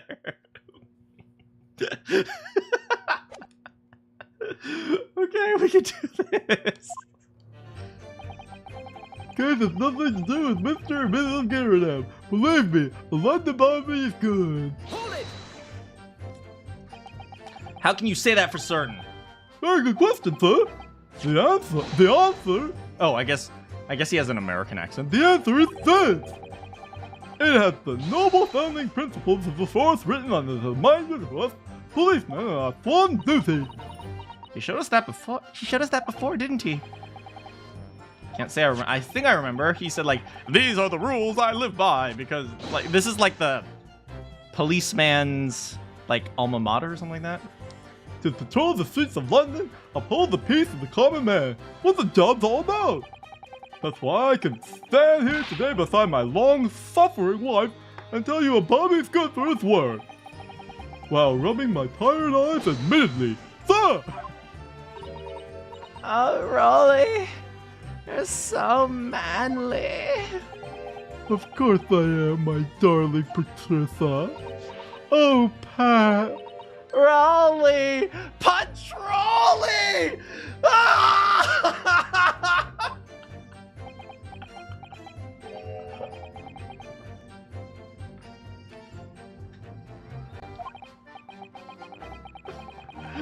I mean, how can you say this has nothing to do with Mr. and Mrs. Garrett's case? I see, sir. You said that earlier, sir. Yeah, well, could you answer the question? Absolutely, sir. I'll answer it to the fullest of my abilities. There's a surprising reason why Mr. and Mrs. Garrett's dispute can't be related. But before I get into that, just one thing, sir. Yeah?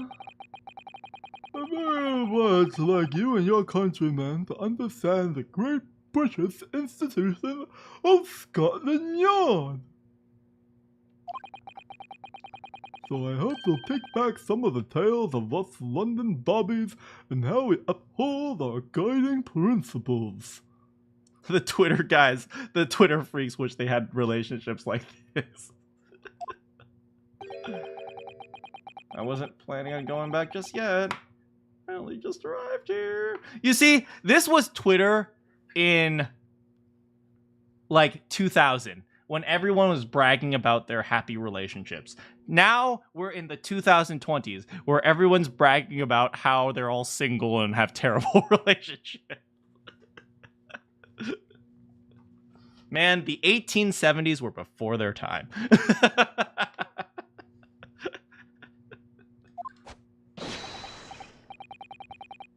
So to that end, sir, I'll be happy to lend you my warrant card for your perusal. But I must warn you, you won't be able to get through without sending a few tears. Thank you. I'll try. Great. We just got the Bobby Bible. Alright, let's check out the Bobby Bible.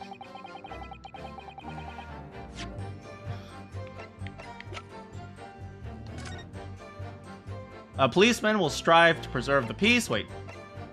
Within its allotted beat. A patrolling officer is expected to walk 20 miles around his beat every day. Any crimes that fall under the jurisdiction of the beat... Any crimes fall under the jurisdiction. When a crime is discovered on a beat, policeman must assist with initial investigations and help detectives. I mean, that's pretty basic. That's literally it. I thought they were going to be like...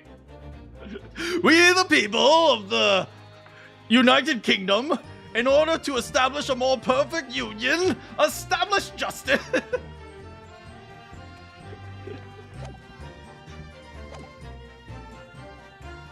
You see, sir, the windows on the top floor of the Gerlab household are top-hinged croissant. Are top-hinged casement. It's not a good day for reading. Or top-hinged croissants. I'm sorry. Hold it! Why would you eat it? Yes, sir, they're buttery and delicious.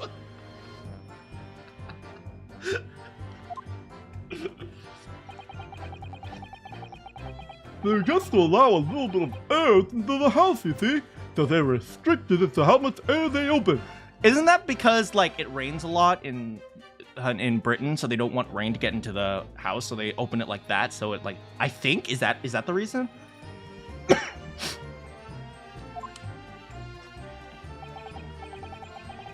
For all you UK peeps in the house, let me know. In the house, hanging out in the stream. Therefore, anything thrown out the window from inside the room would simply strike the pane and fall to the street directly below. For clarity, allow me to mark the map. Right there. Here is the location where the objects would have fallen.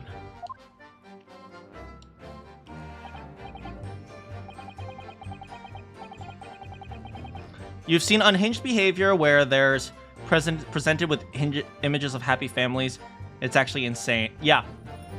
Yeah, absolutely. There was that one scandal where there was the woman who tried to get her crying child on camera so that she could make a thumbnail out of him. Like, yeah, some of those social media families are crazy. Directly opposite of the crime scene, on the other side of the rather wide road. Rather. Would have been so hard for someone to mention this top-hinged croissant thing. Well, I have another question for you, Constable. And what would that be, sir? How do you even know? Why do you have any idea what sort of windows they have? Ah, well, sir, that's very simple. You see, I help with the investigation. I'm so freaking jealous right now. What do you want, Pat? Excuse me. Do you have something to add, Pat?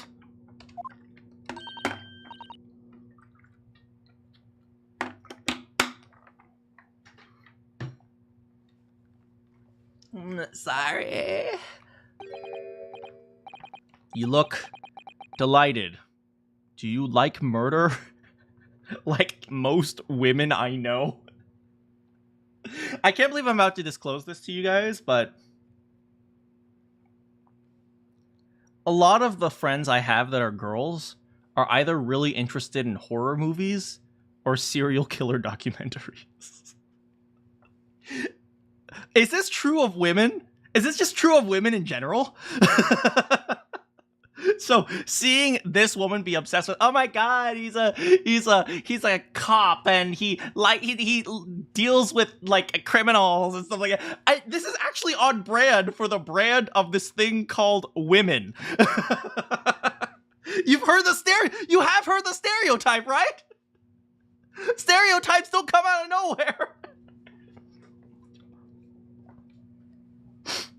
One streamer you follow likes Detective Conan and Forensic Files. I mean, Detective Conan is an anime, right? But Forensic Files, that's a little bit sketch.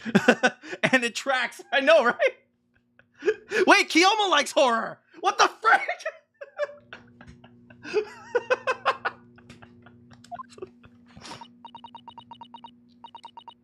I was just remembering, that's all. We really were so lucky. Lucky? What do you mean? Well, of course, I feel terrible for the poor woman who was attacked. Don't misunderstand me, please. But we're just so lucky it didn't happen on Rolly's beat. It was so close, you see. I hadn't realized. Yeah, that street, Briar Road, that's the boundary between Raleigh's Beat and the next one. Isn't that right, my love? Wait, what? Constable Beat!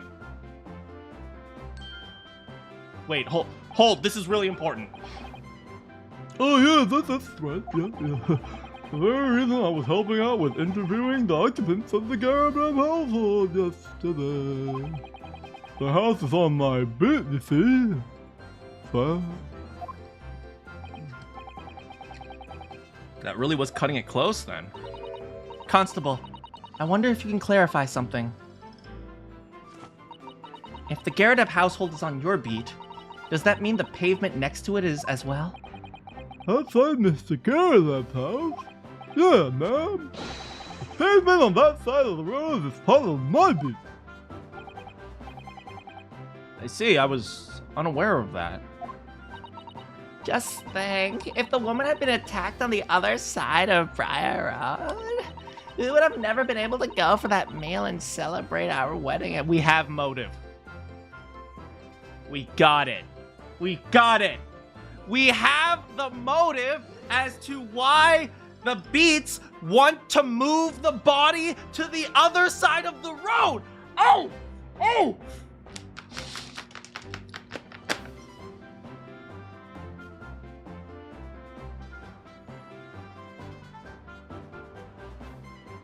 We just got it.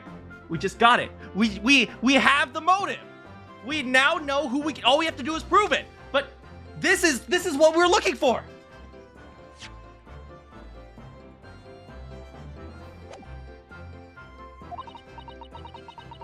But that's the life of a Bobby after all.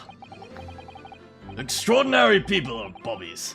Tirelessly working for the benefit of all Londoners. Do you know what I think?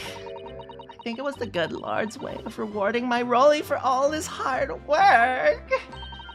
Don't you think so, my darling? That must be it, Pat, my love. That must be it. Do you notice? He's not reacting as strongly. He's not going like, "Yes, I love you, my darling," anymore. Now he's going, "Yeah, that's true. Yep. Yeah, okay." See, we're onto something here. I think we should make sure we have that on record. Leave it to me, Mr. Naruhodo. I'll take care of it immediately. All right, we got it. Okay.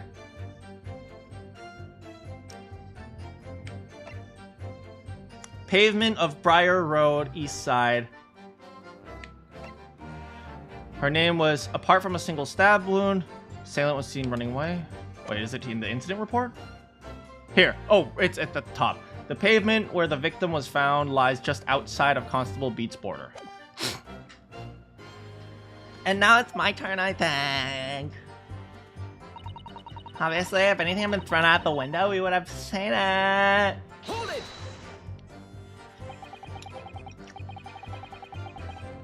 But according to my notes here, the sun had gone down. No, but Rolly and I were strolling along, gazing at the night sky, looking for a lucky star. Sorry? The star that will guide us to eternal happiness. Can it guide you to the answer of this question? I'm gonna be real here. I love Ryunosuke's dry sarcasm. It's so good.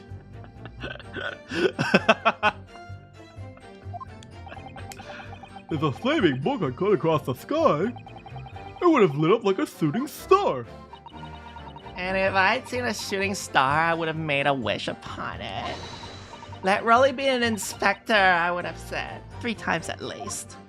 Of course. What with all the smog and everything, we couldn't actually see any stars. Now you know where Phoenix got his wit.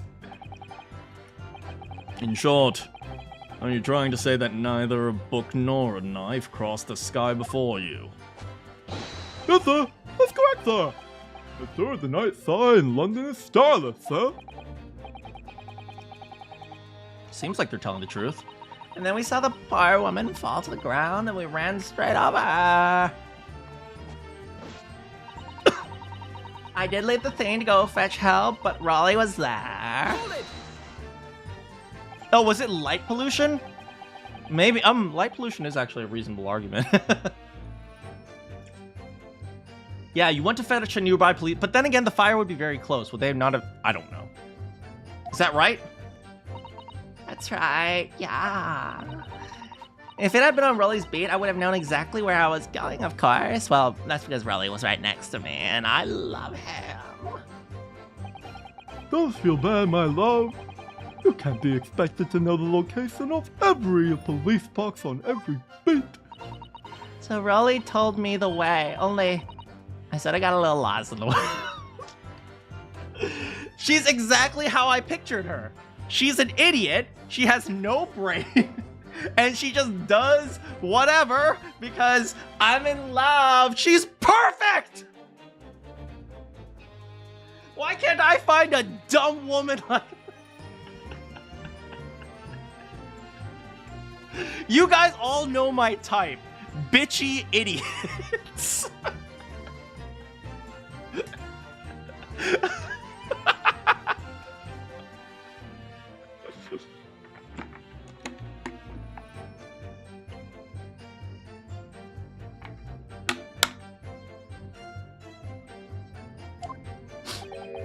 But Thriftle, my darling, that's why I love you. Your terrible sense of Direction is bewitching to me.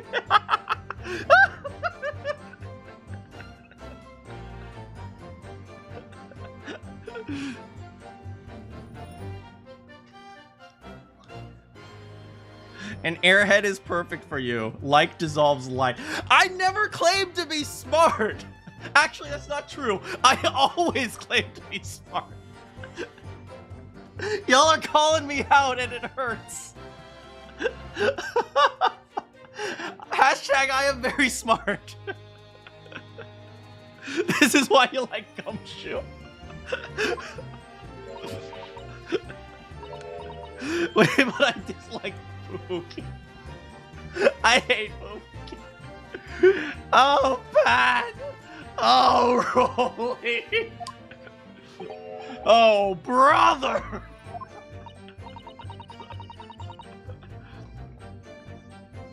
So I suppose I was gone for about like 15 minutes. But I said like, my Rolly was at the same the whole time.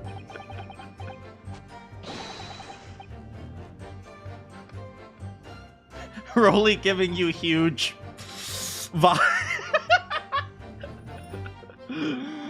Yeah, my boy Rolly. There's only one reason why the ladies like him. I was off duty at the time, of course. But a true Bobby is never really off duty, sir. I didn't take my eyes off the scene for one moment, sir. Nothing strange to report. Hold it! Nothing to report. That's correct. I had my eyes wide open the entire time. Never looked away for a second. No one else approached the scene, and nothing was loose from it. I can swear on the yard's honor, sir. Really? That seems strange. Beg your pardon, sir? Seems altogether regular for me. The burnt copy of the Lion's Pride was originally the Garadeb household. So the question remains, how did it find its way to the hand of the victim? Pat would be an uwu e-girl. She would have never gotten married. Can you shed any light, seeing as you were at the crime the entire time? She'd be...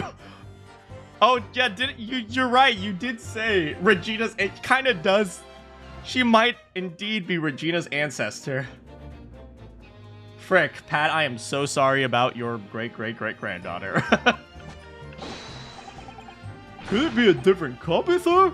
One just happened to be burnt as well. Even if that were possible, why would the victim have been gripping a book like that? We can see in the photographic print, she had a bag over her shoulder. Well, sir, that book was in the lady's hands from the moment we arrived at the scene. Is that so? There's something about that statement that's not sitting right with me. Two mysteries of how that knife ended up on her back and the book ended in her hand. There must be some common thread.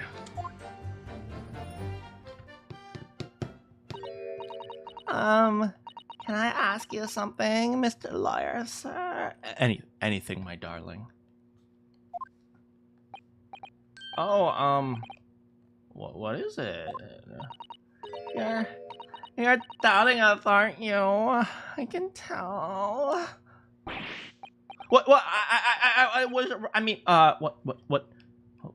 What's she doing? Just because I'm a woman doesn't make my testimony any less valuable. No, it's not because you're a woman. It's because you dumb.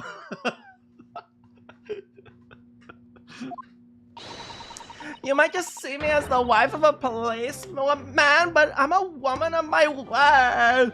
That's right. Don't mess with my woman. I'm so strong. Yeah, now she's pulling the woman card. Ah. I really don't remember suggesting that I doubted you. No excuses. I don't want to hear it. Oh, stop. Just say you believe her, Mr. Lawyer. My voice will be heard. Yes, please talk more. My lord, you let me speak, won't you? As Miss Spate, I will allow you to supplement your testimony if you so desire. Sometimes the path of least resistance is the sage one. That was a very sage mutter. That was a very loud mutter. I heard that. The Japanese man thinks a policewoman's wife's words counts for nothing.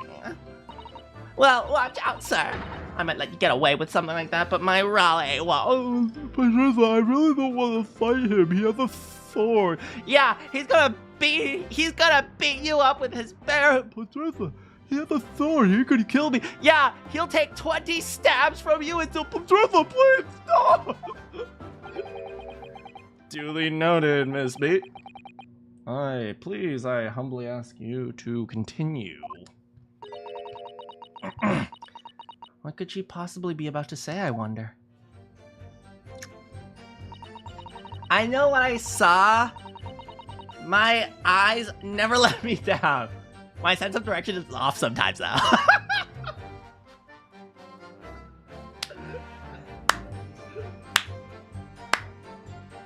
Thank you. Hold it! Nobody is questioning what you've told us. I saw it that evening. I saw it clearly. The Eastern man with the whiskers and the funny curved back, thing away from the scene.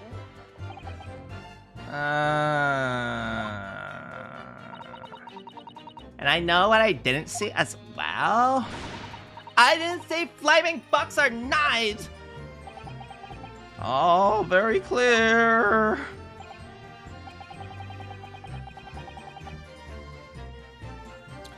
You also mentioned something about having a poor sense of direction. Yeah, well, I'm kind of dumb like that. I'm always ending up at the wrong place when I've made arrangements with Raleigh. It gets...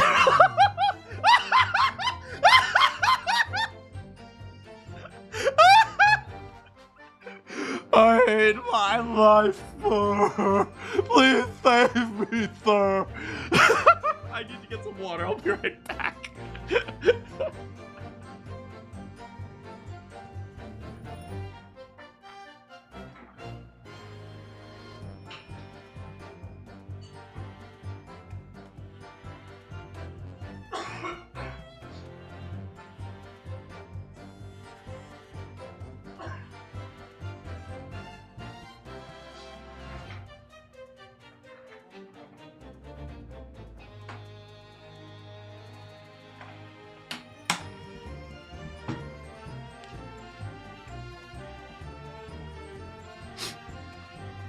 Don't worry, Rolly, the divorce papers are right there. This is 1870. I don't think divorce existed yet. I'm not sure, though. Excuse me. Constable Beat, is there a problem? No, sir. No problem, sir. Did your wife's remark now just bring something to mind? Oh, well, in a way, yes, sir. I was just remembering what happened that the same thing happened that evening, is all. You mean Miss Beat lost her way on the night of the incident? But you see, I sent her off to find the police box the beat over from mine. She was gone a fair bit longer than what I was expecting. I thought she'd be back inside 10 minutes, but my darling was gone a good 15. Oh, Raleigh, you're such a tease. But the reason I was so long was because of the bouquet, silly. The bouquet? Yes, yes. Tell me more about this bouquet. Sorry, what bouquet are you talking about? It was a present for our wedding anniversary. Raleigh's so romantic. He saved up for it with farthings and halfpennies he found in the gutter while doing... Oh, my poor man. While doing... He's literally collecting change off the floor to buy a flower, to buy the bouquet. How romantic. You need a guinea pig? I know a really rich Irishman. I just happened to inherit his fortune. I'd forgotten all about it until just now. Adieu, my darling.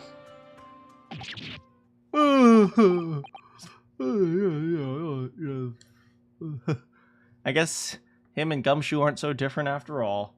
Except Gumshoe's single. But that was just between us. No talking about anyone else, darling. You have to promise. Really? Oh, What was that all about? Constable Beat looked obviously very troubled. I'm afraid I can't offer any useful insight, Mr. Naruhodo. I'm quite sure of one thing.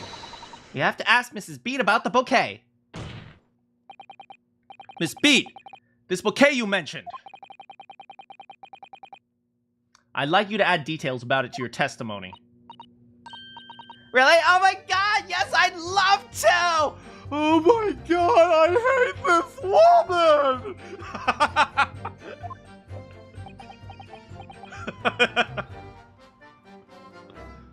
Constable Beat, control your woman. I'm trying, Nancy! I'm trying, but she just goes off on her own! I'm sorry, Mr. Nancy!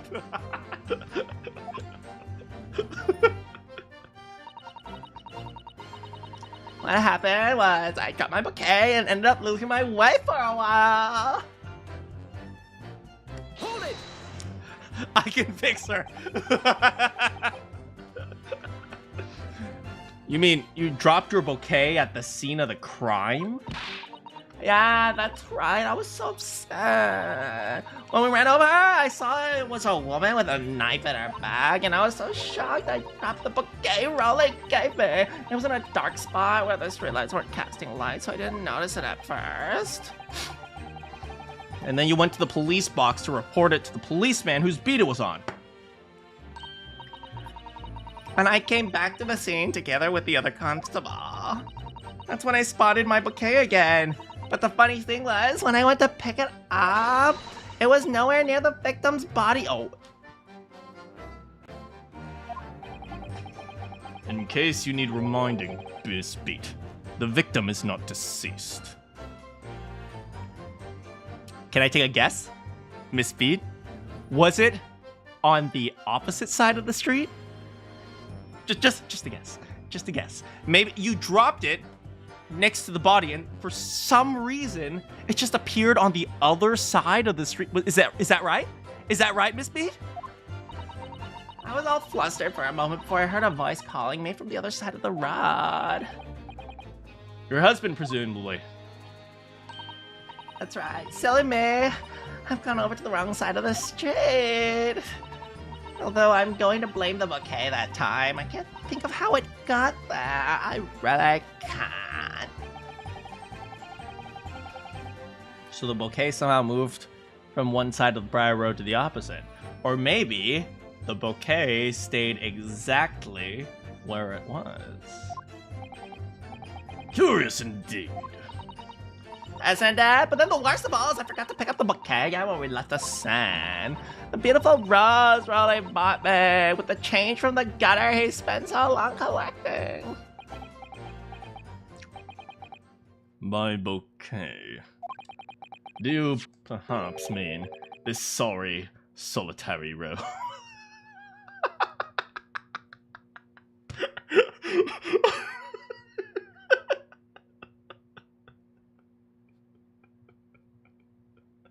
A one flower bouquet. Okay, now I just feel awful.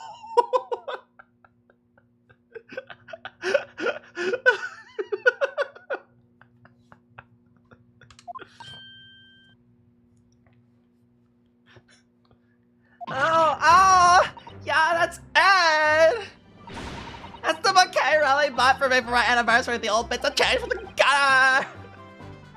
Can we just call it a rose? Tell us, Lord Van Zeeks, why did you come by the flower? Fancies didn't need to call him out like that. Dang, we breaking up so many marriages in this one case. According to the report by the police officer in charge of the crime scene investigation, it's found on the edge of the pavement in front of the Garadeb household. Oh, how interesting. Although it wasn't noticed until the morning as it lay there where the street lamps cast no light. It was believed to be of no relevance to the case since it was found on the opposite side of the thoroughfare. Oh, thank you, sir. Could I have it back now, please? I think for good measure, this rose should be added to the court record as evidence. Oh. The anniversary bouquet. Okay, I'm gonna be real here. Gentlemen, get yourself a girl like Patricia Beat, who will love you no matter how destitute you are. God damn.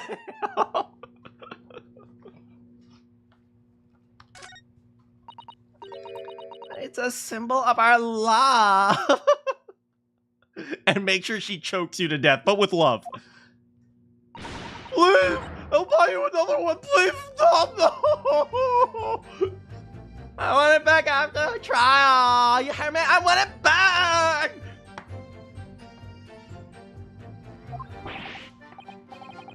Good grief!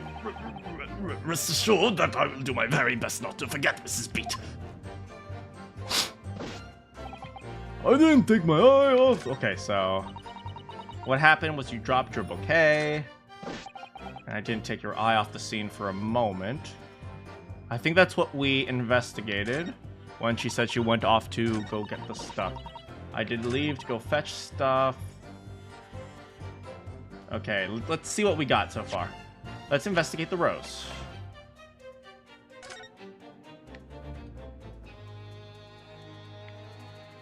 This is actually really sad. An English rose. It's such a beautiful flower. This is a rose, is it?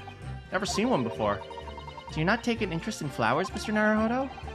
I wouldn't say that exactly, but I do know 3 types at least.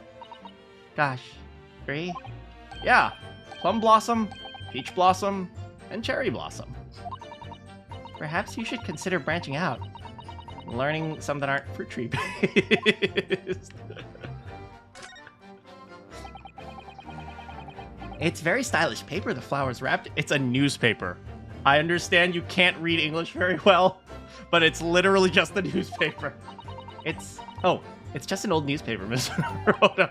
Oh, I suppose it's because I'm not used to seeing English print. I totally feel that. I will say this, okay? When I first started reading Japanese, different fonts were so weird to me.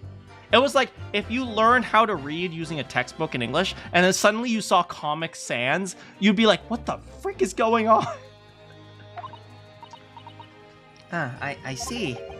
Something wrong? Something wrong? Oh, no. I was just thinking if you wrapped a stone-baked sweet potato in English newspaper, it might look like some sort of fancy cake. Ah, Susato, you do love your cakes. Well, that didn't get us far.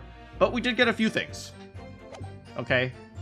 We need to show a present for her husband, Rolly. And we have the warrant card. Okay. If anything had been thrown out, I did leave the scene. What happened was you dropped your bouquet and ended up losing your way for a while. I didn't take your eye off the scene for a moment. Okay. Oh, no, go back. Yeah. This case has nothing to do with it. Believe me, a London Bobby is good for his word. You see the top floor as window, top hinge casements. Obviously, if anything had been thrown out of the window, we would have seen it. I did leave the scene to go fetch help, but my trusty Rolly was there to make sure nothing was disturbed. Well, I would say something was disturbed, huh? Objection! Wait. There is! There's clearly some... It was disturbed!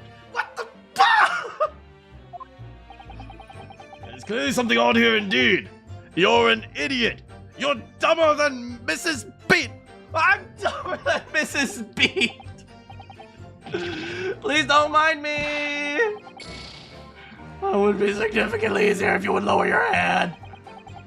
I won't lower my head until I prove my client's innocence.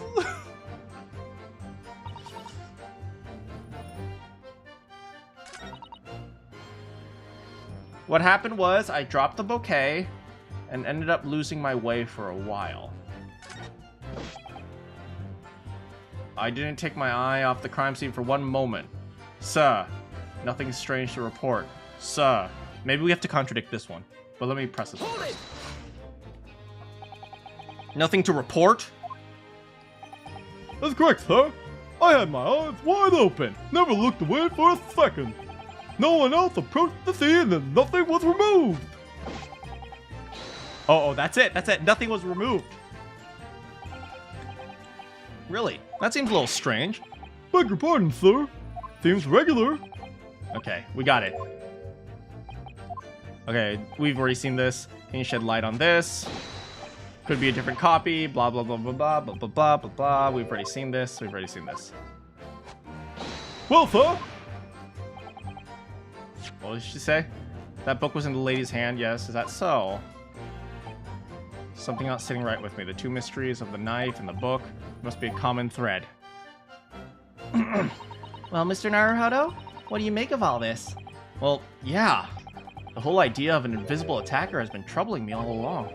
I believe I'm starting to get a picture of what really happened. The fourth book that had no business of being in the crime scene made me sure that Miss Garrideb was hiding something. But it's becoming increasingly clear. Someone else is hiding something. And I think I may be armed with everything I need to strike a decisive blow. I'm gonna use Kazuma's soul here! Okay, summon the soul of Kazuma. We got this. Nothing strange to report? I think this is strange to report! Objection! You claim, Constable Beat, nothing to report in the 15 minutes or so you were guarding the scene. But that cannot be. That's right. Look desperate, girl. Because your husband about to go to the slammer. Can we pull out the sword and summon Kazuma? Like Yukio. Man. In your testimony, Mrs. Beat, you explained to the court that when you arrived back at the scene with the policeman assigned to the beat, the bouquet you had dropped in the victim's side was no longer anywhere nearby. Objection! Yes, on the opposite side of Briar Road to where the victim was attacked. But considering the size of that meager bouquet, if a single sorry bloom can be described. That sounds cool. Kazuma, it's time to do! No doubt it was blown in the wind across the street, back into the gutter where it belongs. Meager! But if that were the case, why did Constable Beat not testify to the fact? Well, butts. Getting me at a technicality. No one else approached the scene and nothing was removed from it. Constable Beat swore to that on Scotland Yard's honor. But the bouquet belonged to me. It has nothing to do with the case. That's why I really didn't mention it, I'm sure. Ryunosuke aiming the sword at Kazuma pointing with it. Yo, it's like a freaking stand. Kazuma's our stand.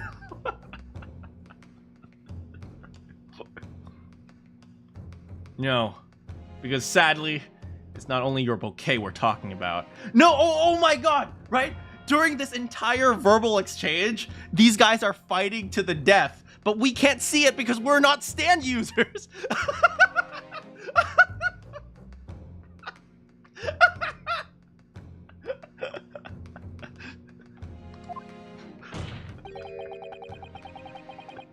More than one thing in this case is mysteriously the wrong way around. What are you talking about? Think about it. Besides Mrs. Beat's bouquet, there's Mr. Garrideb's book. Mr. Garrideb's copy of The Lion's Pride, which was thrown out the window. Would have struck the pane in the casement window and landed here. And yet... Man, Mrs. Garrideb is going to jail. It sucks. I mean, she's kind of a violent person, but she doesn't deserve to go to jail. Then again, she's very abusive. Then again, in this era, abuse wasn't really taken that seriously. Abuse on women, not that seriously. Abuse on men, definitely not that seriously. So, you know, by their legal standards, who cares? Sorry, miss, you're in jail. Meanwhile, according to the testimony, Mrs. Beat's bouquet should have been dropped here at the scene of the crime, on the east side. But in fact, it was west side, baby. West side, best side, let's go. Is this the W symbol? West. West side, best side. There's no logical explanation for these things. Unless somebody deliberately moved them. What are you trying to say?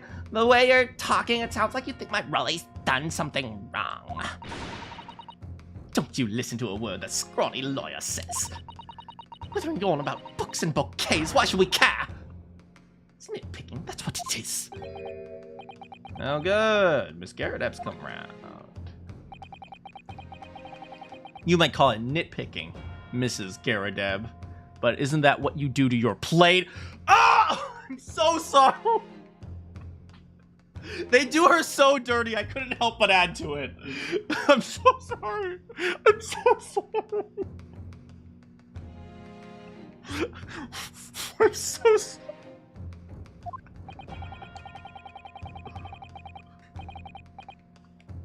But deliberately meddling with the scene of a crime is a criminal offense. It's called, tampering, Mr. Naruhodo. Oh. Grandpa's coming in clutch! But the person responsible for this tampering cannot admit to it. For a very subtle but compelling reason. Objection! Tampering. You've barely heard the term before. Tell us, my learned friend. Who would possibly have cause to carry out such an elaborate deception? There is someone who tampered with the scene of the crime that evening. All the evidence, all the testimony, points to one particular person. Counsel, I demand you substantiate this conjecture. Who are you saying is responsible for the tampering of the scene of the crime? I don't know. A certain hunksicle that ain't looking so hunky! Take that! Obviously, there's only one person who could have been. Constable Rolly Beat! It was you! What? A policeman? A member of Scotland Yard? What nonsense! Why would my Rolly do something like that? There's no one straighter than my husband. I have a confession to make. Oh my god, he's not straight! No, Bobby works more tirelessly for the people of London! Mrs. Beat, you said in your testimony that your husband asked you to go to a nearby police box to fetch an officer on duty. 15 minutes that you were absent from the scene. That's the only opportunity anyone had to tamper with it. But you're making it up. It's all nonsense. What about the Japanese man with the whiskers? I bet it was him. He did it. Objection! Your testimony said he ran away. If that were true, Constable Beat would have seen him do it. Oh. And forgive me for pointing out, but when you dropped your bouquet, Mrs. Beat, it was after the defendant fled the scene. Objection! Ooh. We destroyed relationships. First you make accusations about the landlord and his wife, and now you incriminate policemen as well. But your accusations lack one very important thing. You claim the crime scene was tampered with. But there is only one reason anyone would commit such a reckless crime. To hide something. Yes, that is correct. That's right, he's right! My husband and I just happened to be there. That's all. So why would we have anything to hide? Have you guys noticed as like tension builds, my Valley girls end up going more and more insane? You've offered no motive for this alleged tampering. And until you do, Your accusations are nothing but empty threats. Constable Beat had a very good reason for wanting to tamper with the scene of a crime. We're making a married couple break up with this one! That's the key to this entire affair! Exactly! It wasn't a fair! No. Mr. Naruhodo, have you solved the mystery? Counsel, you've made a very serious accusation against a London police officer. If you're mistaken, I need not point out your reputation as a lawyer will be irreversibly damaged. With that stark warning in mind, you will explain to the court how the motive for this alleged tampering. Yes, my lord.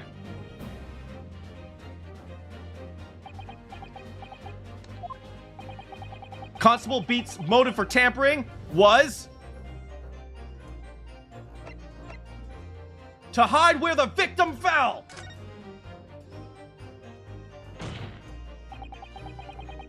Where the victim fell to the ground. That is what the Bobby had to cover up at all costs. What? Where the victim fell? You mean where she was attacked? What are you talking about? We told you at the very start, didn't we? On the pavement of my road, we saw it happen, remember? That was right here! If anyone didn't already know! That's certainly what everyone has been led to believe. But in fact, that isn't where the victim was stabbed at all. We're bringing up two married couples. Is Beat going to jail? He's probably going to jail. I'm beginning to wonder where this tumultuous trial will end, counsel. If that's your assertion, Then the court is dying to know, my Nipponese friend. where are you proposing that the crime actually took place that evening? Oh? No? Oh? Oh, maybe it's over here. Take that! But that's on the opposite side of the road. I don't understand. Oh, it looks like Mr. Beat's a bit defeated there. His head is down. On the evening in question, Mr. Garadeb's book fell directly down from the open window. Your bouquet, Miss Beat, never moved at all. What did move was the scene of the crime! Good gracious! Objection! It's like he's being beaten up. Hell yeah, I hate it. I hate the pun, but I'm gonna let it slide because we taken down Beat. Perhaps you haven't been listening to this ample testimony this court has heard. But these witnesses both saw the moment the attack took place. That's right, I saw it with my own eyes. 5 o'clock in the evening, already dark. Typical London fog. On the ground, bark. When you saw the incident unfold and ran to the victim's aid. That was actually on the west side of Briar Road. No, that's not true. It can't have been. Constable Beat then arranged for you to be absent for a while by sending you for help. During the 15 minutes you were away, he transplanted the crime scene. He moved all the things shown in this print. The victim, the 4 books. He moved everything on the pavement to the east side. Extraordinary. But the constable overlooked one thing. What did he overlook? A bouquet, I presume. Exactly. The prosecution told the court just a few minutes ago about the discovery of the rose bouquet, or the flower, the single flower, the one flower, It wasn't noticed until the morning as it lay where the street lamps cost no light. This couldn't be seen in the dark, obviously. Which is why it was the only the bouquet that was found on its original position on the pavement on the west side. West side, best side.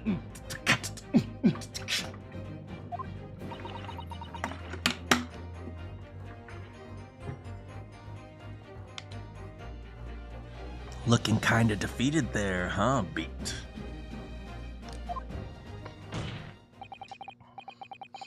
And that is the defense's theory about what really happened. How do you respond? Constable Rolly Beat!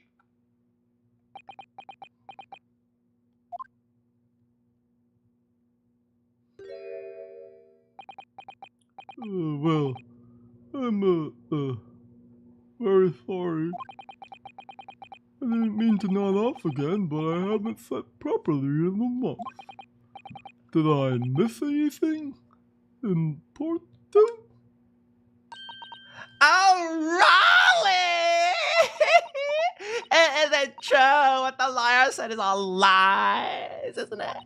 I know it is, because you're the most upstanding, righteous, manly man I know. I had a dream. A terrible dream. All the things I did that night. Everything come out. Exposed.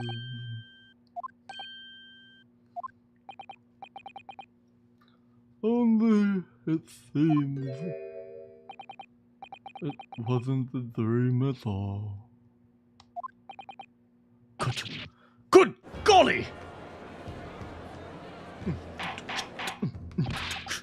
That's right, you're getting kicked off the force. We're gonna put in Gina Lestrade. She's gonna take over for you. She's gonna become Inspector Gina Lestrade. She's gonna solve a whole bunch of cases.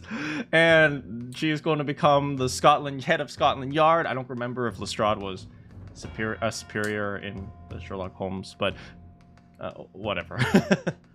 Order! Earth is the meaning of this all. Raleigh, why would you do something like this? I said with a smile and shining eyes. Moving a corpse is a criminal offense. She's not dead. Wishing the victim dead should be one too. Explain yourself! As a respected member of Scotland Yard, your duty is to protect the good people of London town. London's a city, sir. I can't say, sir. What?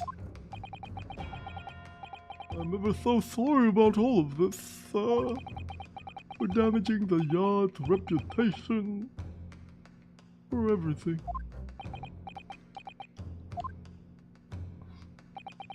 I have a possible explanation. Well, butts. For why on that particular evening, Constable Beat felt compelled to move the scene of the crime. I can think of one reason. What? How could you possibly know? Because I think about people's emotions, not just their facts. Remember, a very brilliant detective who I love named Kyoko Kirigiri. I didn't say that out loud. A reasonably good detective named Kyoko Kirigiri said that you must consider that humans have emotions. You're a foreigner, presuming to understand the mind of a Scotland Yard policeman. And yet, Lord Van Zix, it is this foreigner who has uncovered the startling truth of the matter thus far. That's right. This foreigner's better than you, baby. Ooh, ooh, ooh. Let me do that. Let me do a shake. Well, butts.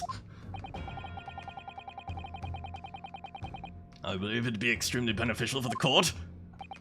Counsel for the defense, if you please. Yes, my lord. Now then, show us some evidence. At once, my lord. England, Japan. It makes no difference where you're from. Human emotions are all the same. Everybody going to play the same game. We look different from the outside, but it's all in our brain. I can't think of another rhyme. And I think I have a fairly good idea of the feelings behind this man's actions. What gave away the motive for Constable Beat's unthinkable actions? The London Bobby. What if he commits a Jack the Ripper? Who killed Mr. McGill? Yeah, we still don't know. I'd give you another line, but it'd just be a pain. Oh, okay, acceptable. Who did kill Mr. McGilded? We still don't know. We're gonna die. Van Zieks is gonna kill us, isn't he? Take that! I realize that I'm a foreigner in this land, and I only just arrived from Japan. Which is why all this information about London's so-called Bobbies is completely new to me. I've learned that though honorable, patrolling the beat is the most demanding work in the world. For example, Keeping the peace, looking after citizens, all kinds of ways. No doubt that the young Bobby is charged with a great deal to do each day, certainly. but for Constable Beat, the day in question was special. Special? How? On account of this single rose bouquet, my lord. Yeah. It was our very first wedding anniversary. Well, triple butts. Constable Beat had worked so hard to be able to afford this simple gift for his wife. Because you guys pay the coppers frickin' pennies. Not even pennies, frickin' ha pennies. I don't even know what those are. It's so minuscule. And meanwhile, Irishman walking around with like guinea pigs in his bag. I was so looking forward to taking her out for a celebratory meal. More like peanuts. Not even peanuts. He's just, they're feeding them peanut shells, man. When he and Mrs. Beat stumbled upon a crime along Briar Road. When he saw the shadowy figure in the fog, collapse on the... Oh, when he saw the shadowy figure in the fog collapse on the pavement ahead of him. What must have gone through the man's mind? But sir, I was looking forward to celebrating my anniversary. But Miss Beat's been putting up a lot with being married to a Bobby. I wanted to show my dear wife how much I care. I hate it! He broke the law because he's in love! I hate everything! Why can't I break the law? Because I'm in love.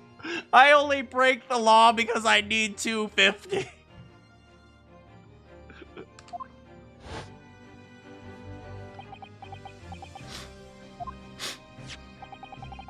This is the warrant card that Constable Beat offered to lend me earlier. I'm not sure that's legal, but still. Inside, among the rules for patrolling policemen, it says, when a crime is discovered on his beat, a policeman must assist with initial investigations and help detective. That's so unlucky, man. Oh! Halfpenny. Its pronunciation is weird. It's worth 1/480th of a... Damn! They were really paying the cops nothing out here!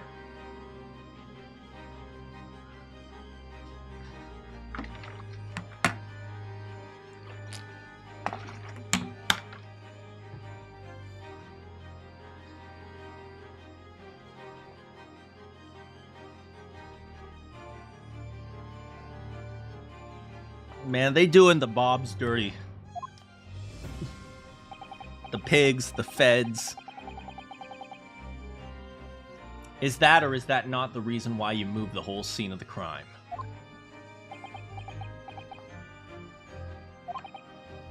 Yes. Everything you said, it's all right. So that's it. It was all to do with the boundary of your beat. Oh, Raleigh. Exactly. Summarize. The incident actually occurred on Constable Beat's beat. That's a weird sentence. Constable Beat's beat. Good gracious, that was an alliteration. Constable, do you realize the gravity of what you've done? No, gravity hasn't been invented yet. But it was the first time since I became a copper that I ever cursed God. Aww. Stay close to me, Pat. The criminal still could be lurking somewhere. As we ran over to the scene, I had every intention of doing my duty as a police officer. We've got to report this to the station as quickly as possible. But then it dawned on me. I realized where the victim was lying, and what that meant for me. When a crime is discovered on my beat, I must assist with initial investigations. Why here? Why did this have to happen here? And why tonight of all nights? Why?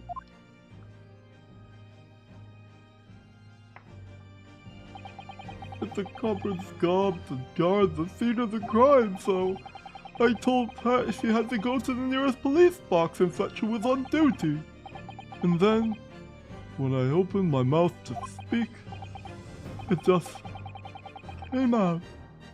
I couldn't believe the words that was coming out of my mouth. This is the beat next to mine, Pat. You have to get to the police box that covers it. Turn right on Mearsham Street, and then...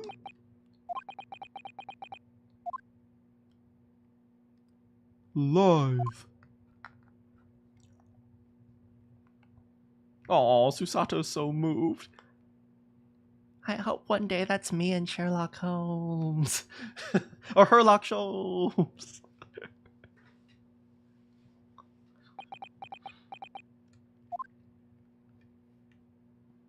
Oh.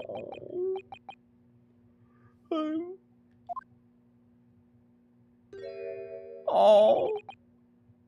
I'm sorry. I'm so sorry.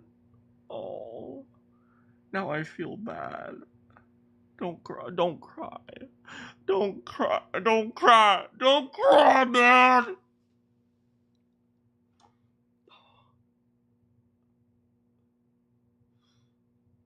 Man, why does life suck? Man, I can't believe I'm saying this. Get yourselves a man like Rolly. Get yourselves a man like Rolly who will break the law because he wants to spend a frickin' day with you. God damn it.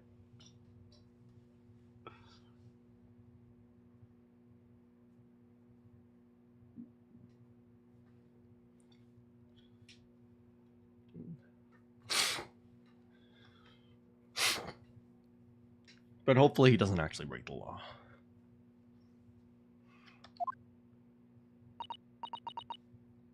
Constable. I just wanted, just that one night, to take my Patricia out for dinner. Can we give him a light sentence? Like maybe instead of execution, we'll give him like a life sentence. That's pretty light. No, come on, just give him like a month. Or maybe let him out on bail. Wait, he can't afford bail. Community service? Probation, maybe? I mean, he's gonna lose his job, but at least let him, you know...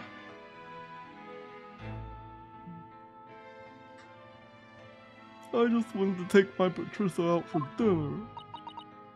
Oh, Raleigh. That one night,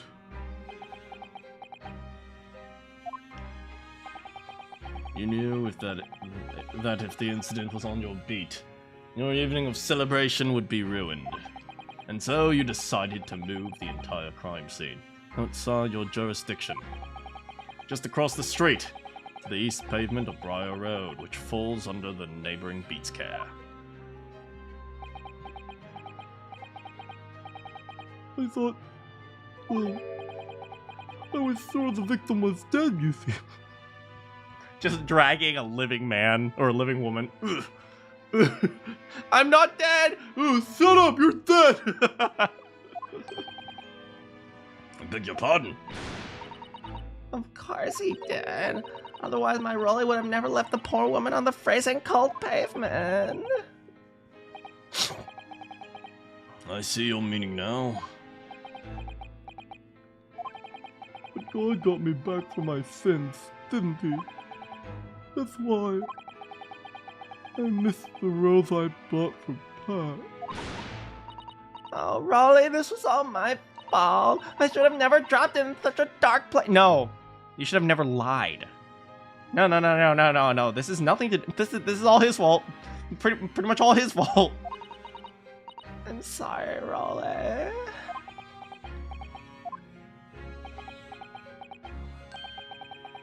Can you tell us, Constable? How many books did you move from one side of the road to the other? 4 it was. Yes, sir. Definitely 4. 3 of them dropped by Mr. Natsume, and the 4th being the one that fell from the window upstairs. But what made you place that book in the victim's hand when the others were scattered haphazardly around? Well, that's because that's how I found it. How you found it? What do you mean? When we first ran over to the scene, the victim was already holding the book. So when I moved everything, I made sure that it was still in her hand. You're sure it was this book? The Lion's Pride. Yes, sir. No doubt about it, sir. Interesting. Okay, so I think we've pretty much established our theory where she was picking up the book and the knife fell on top of her. I thought it was an open and shut case at the time, you see. There were only the 2 people at the scene. Pat and me both saw it happen. However, which way you looked at it, it had to be the fellow who ran off, I thought. I couldn't see harm, really. I didn't think moving it at all would make a jot of difference. I suppose this is it for me now. I've had it.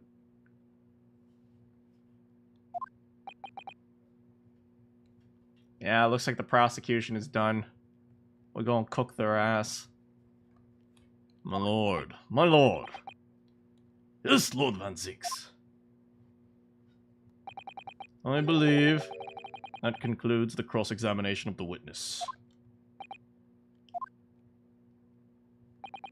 Constable, you may withdraw. Yes, sir! Mr. Prosecutor, sir? What will become of my Rolly? What will happen to him? For now, you are free to go home. The police will contact you in due course. Please don't punish my husband. This was all my fault. It's because I'm always moaning at him for coming home late.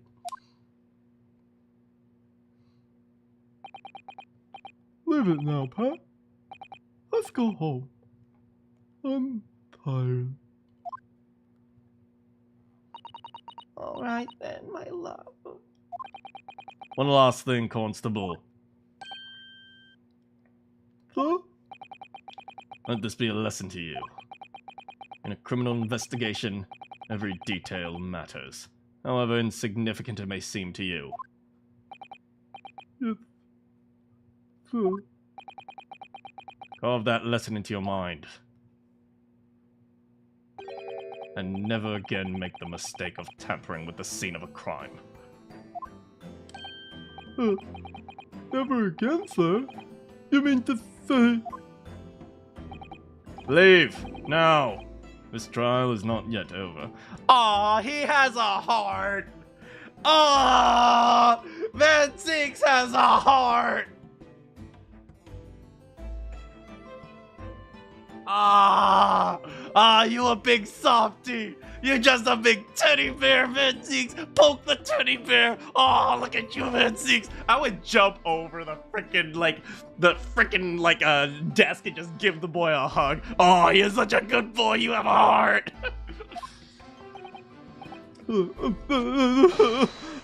Yes, sir! Yes, sir! And on that day, the Grinch's heart grew 3 sizes. Well, that was a startling revelation, I must say. Whoever thought of a third party transplanting the entire scene of the crime like that?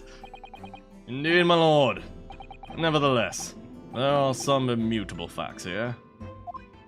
Particularly, that the accused, Mr. Soseki Natsume, is the only person who could have committed the crime. Objection! No, I disagree. Now that we know the true seed, there's someone else. Another person who could be responsible.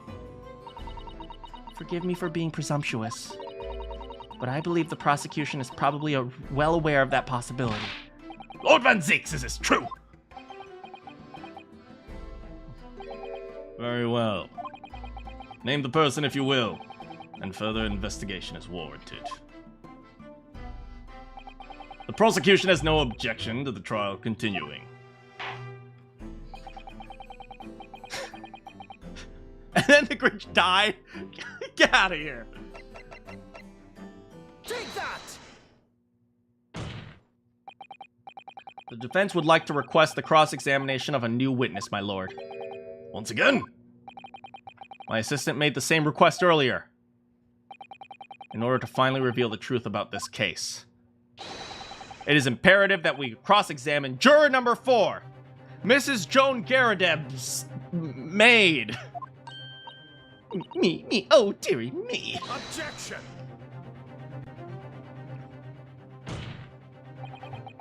that request has already been denied. Objection! Yeah, but that was then, and this is now. Nah.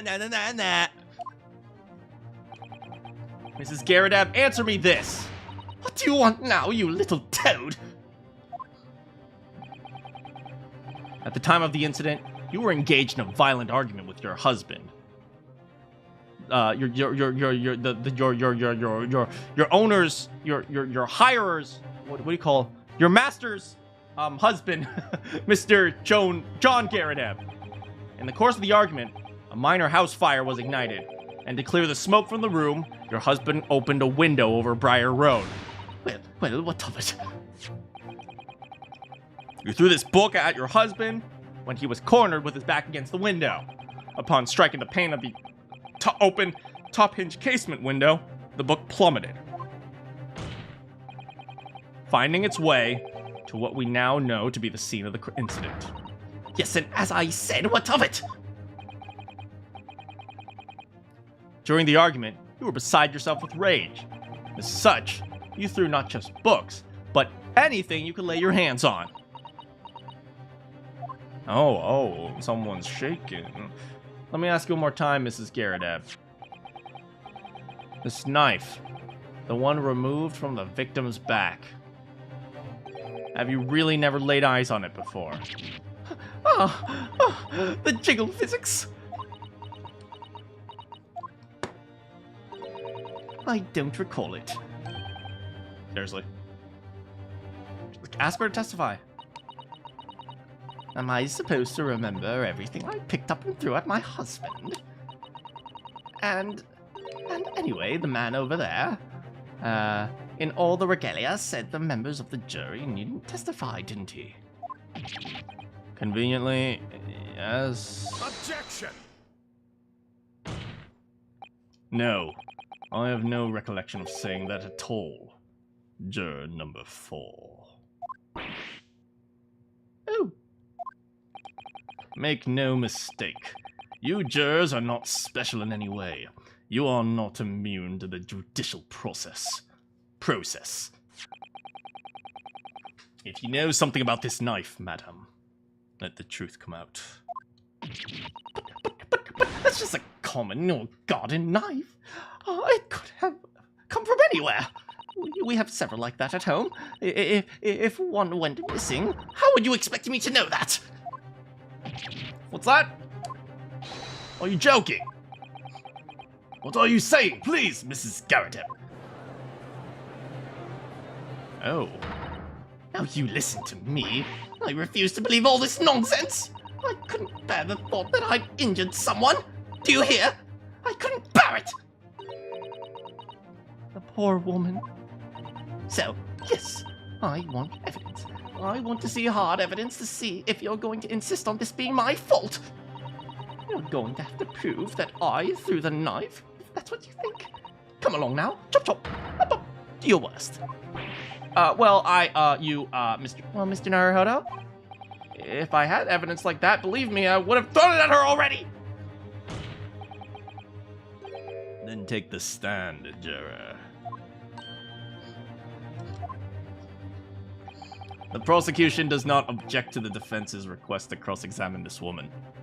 We have no plead the fifth law here. This is the United Kingdom. If you are silent, then you are guilty. Thank you, Lord Fanzigs. That's right. If you silent, you guilty. I'm going to have to testify. Juror number 4. As I'm sure you will appreciate, having observed it with your own eyes today. Yeah, Fanzigs just wanted like, you know what? Yeah, the defense is right. Let's just go. Let's just hurry this up. Witness testimony can lead to the most extraordinary truths being unearthed. Truths of which the witnesses themselves may not even have been aware of. Oh, dearie me. So I demand your full and unadulterated testimony, Mrs. Garradep. And mark my words, in this court of law today, we shall extract the truth. Do you concur, counsels? Certainly, my lord. Oh, yeah, that's what I'm hoping for, my lord!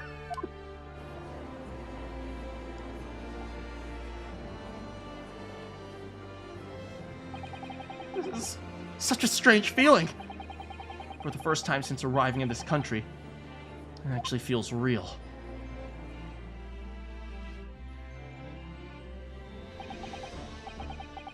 I'm here, in the Old Bailey, and I'm a lawyer! Let's go!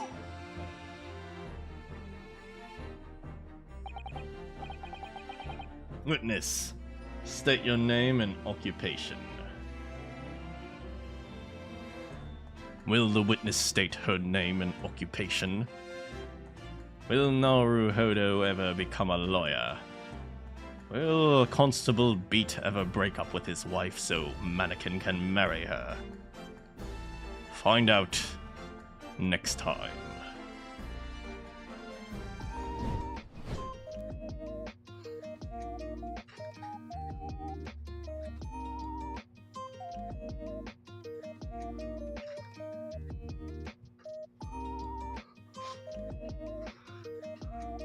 That was an amazing. Oh my god, I'm so happy. That was so good. What did you guys? Oh my god, that was so freaking good. I'm so glad you were here to hang out with me too.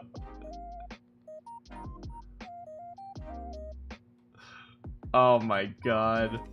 Like freaking like unraveling beats.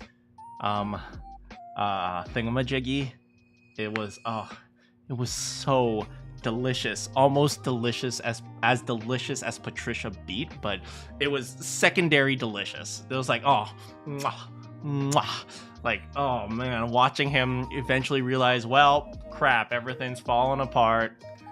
I don't know. You know what's his name? Phoenix Wright is always like, oh, this feeling of pointing out contradictions and helping prove my client. It's like, it was a lot of fun. I am so glad you were able to join, Arcane. It's like I know you generally have school and you just got out, so I'm so glad you were able to join and just hang out and just point out how dumb I am.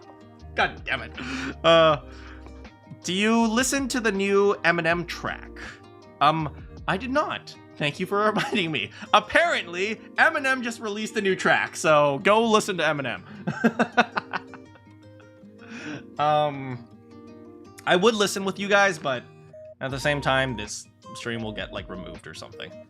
Like small music will get copy struck, and so, like, I just don't make money off the stream, which is fine, because I never make money off the stream anyway. But it's, like, sometimes, like, bigger artists, like, the stream gets, like, completely taken down, so I just want to avoid that. But listen to the Eminem track. I can't tell you what it is. I can tell you what it feels like. I'm just a very silly old man. Old man.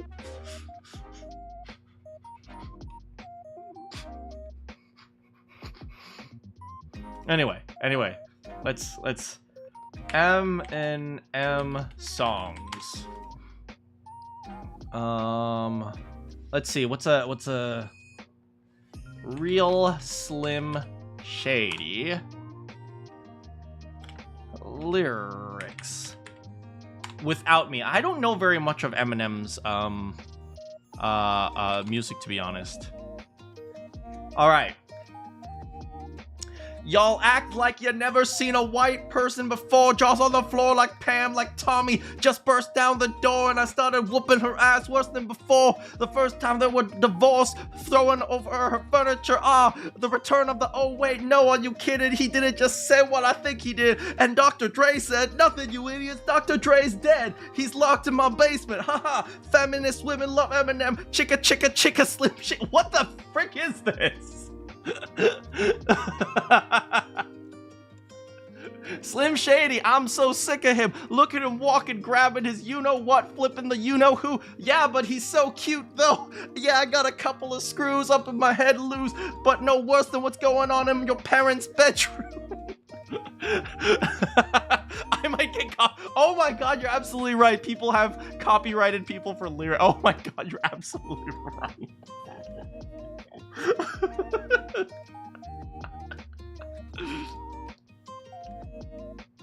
Okay, so you know what? We should practice our British, though. No copyright dramatic piano music. Hold on. We should practice our British instead. Dramatic music, no cinematic piano. Here we go.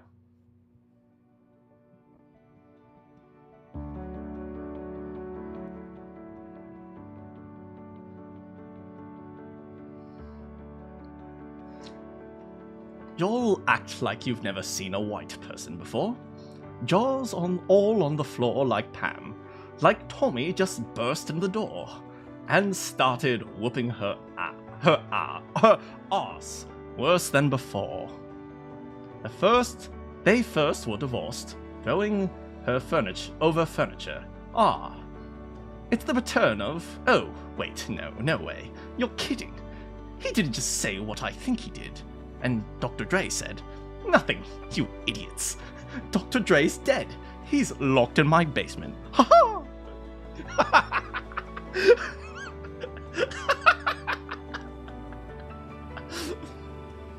Feminist women love Eminem.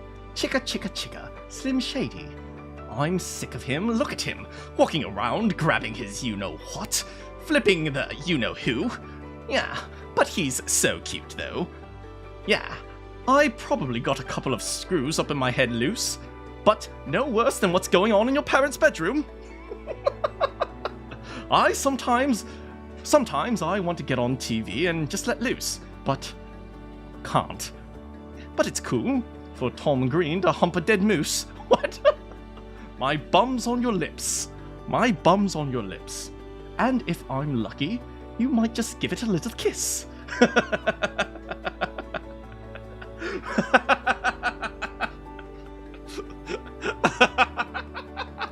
Okay, I can't keep going. I tried.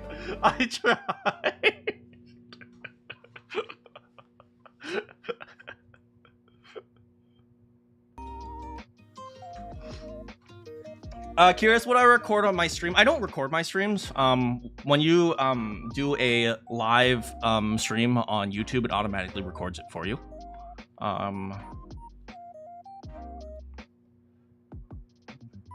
So in theory, yes, I record what I do, but functionally, YouTube just saves it for me. And even, by the way, for those of you who never uploaded a video or like a video that's popular enough to get like struck or like copy struck or something, even if the video gets struck, I still have access to the original video.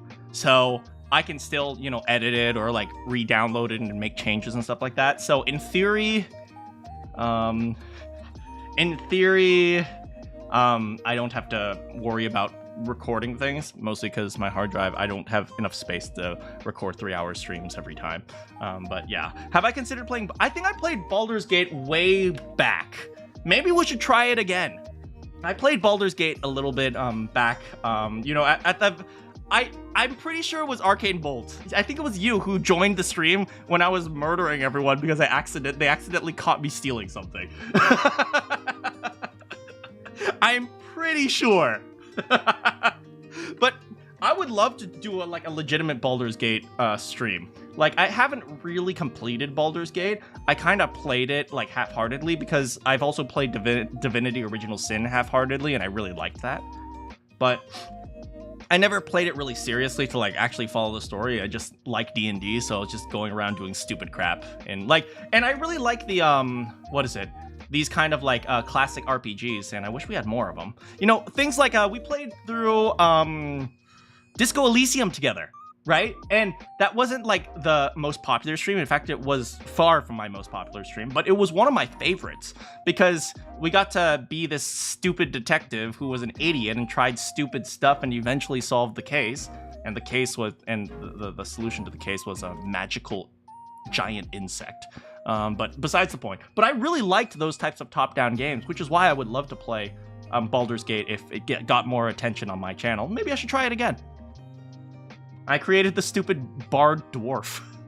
No, Bard Gnome.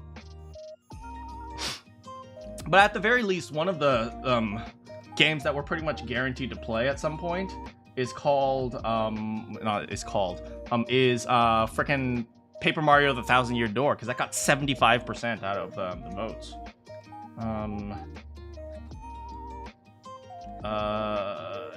Yeah, but yeah, Paper Mario, and I mean, I've already played that game way back when I was a kid. I mean, only slightly back when I was a kid because I'm very young. But when I was a kid, I played that game.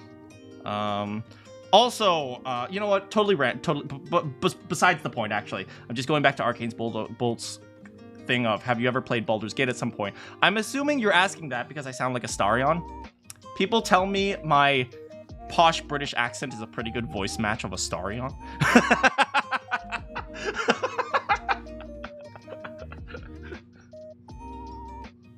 No, you weren't. Yeah, but people told me that I have a pretty good voice match of a Starion if I wanted to. People have, no, like, some of my outside friends have asked, like, if I wanted to, voice a Starion for their fandubs.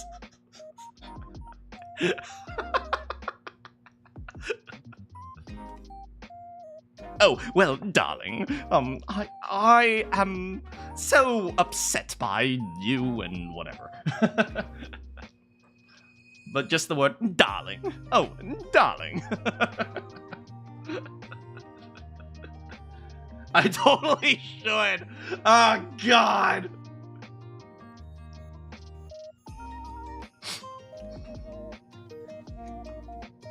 But I'd be so evil in my playthrough. Just kill everyone. Today is Komaru's birthday. Komaru Naegi? Happy birthday, Komaru Naegi. I only know Komaru Naegi from like watching a gameplay of Despair Girls or Ultra Despair Sister or Ultra I don't remember what it was called, but yeah, I only saw gameplay of that. I didn't actually play through it because people were like, well, if you're not into like, you know, third person like story shooters. I don't know what you call it. It's like, but I'm not really into that type of game. So Ultra Despair Girls, yes. But I know she's a cutie pie.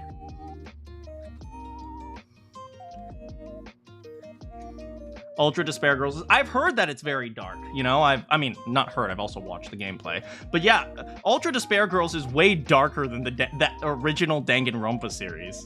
Like, it has real problems. Not real. You know what I mean. It has like, it talks about real legit things. Like, frickin' one kid is abused by his drunk dad, and so he murders him. And then another kid was like locked up because like her mom was too embarrassed that she had a child while she like, what was like, I think like her mom wanted an abortion, but she was too late to get an abortion, so she had the child and she ended up like despising him or something like that. And like there was and then one of the kids, I know I'm not going to mention the girls thing because it's obvious why the girls had a problem, right? But like I mean, probably most people would focus on whatever the girl's name is, the pink-haired girl, because she was like sexually abused at the age of like 10 or something like that. But then you know, you know, the guys have some pretty terrible backstories too, and I feel like people don't focus on those ones enough. Like the one kid who there's that one blue-haired kid, and the blue-haired kid, his story is that his parents wanted him to, you know, have perfect grades and whatnot, so they hooked him up to IVs and to force him to study for like 12 hours a day and stuff like that. They hooked him up to IVs in order to help him focus, essentially like study drugs. And that's a real thing, by the way. For those of you who think that's like oh, that's awful, but it's just fake. No, that's a real thing. Parents do that in China. That's not a joke. Parents will hook their children up to IVs to help them study in China. I don't know if it's that prominent in Japan or if it was ever prominent. I do know that it actually is a thing that happens in China. You have to remember, like in China, where you go to college, or often like where you go to high school and where you go to middle school, those things define your life. It's like, if you don't get a good score on some entrance exam, like, your life is over. Like, you will never get a good job. So a lot of those parents, they feel the pressure for their kids. Like, I'll tell you how prominent that is. People who get good scores on entrance exams, on college entrance exams, in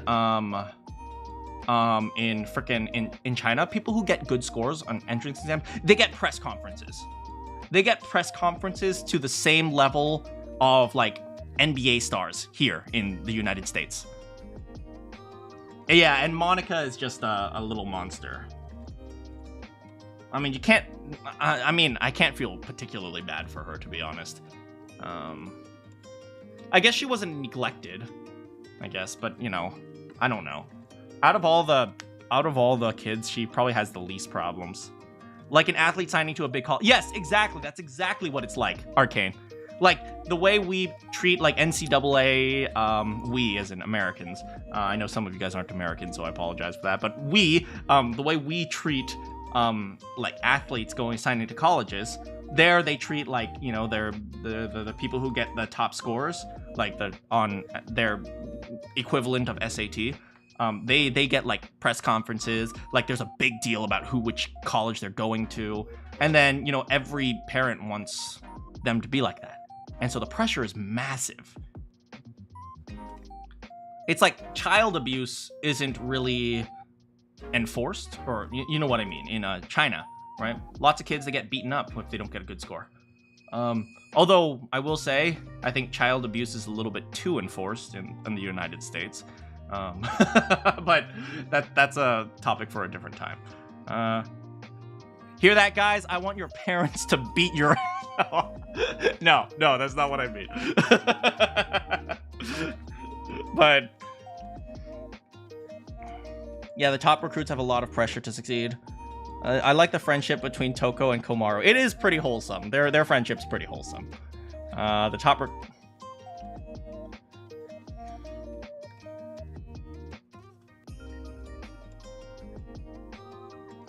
Yeah, Slippery, I know you're on the other side of the world, so you might have more insight on that type of thing than a lot of us here with the idea of, you know, entrance exams. Because entrance exams across all of Asia are pretty intense.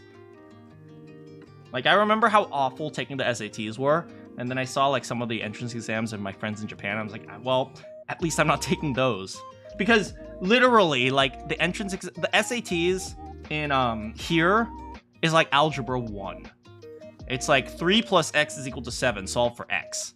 It's like that. Those are the questions you get on the SATs. And then if you take the SAT 2 math, then, okay, those will be a little bit harder. You actually get calculus problems. But SAT 1, like the basic SAT math, it's like, yeah, it's like they have some freaking like geometry questions of like, they have like a whole bunch of different shapes and like solve for the length of this curve based on some like angles and things. Like, I'm not doing that crap. I have a freaking calculator.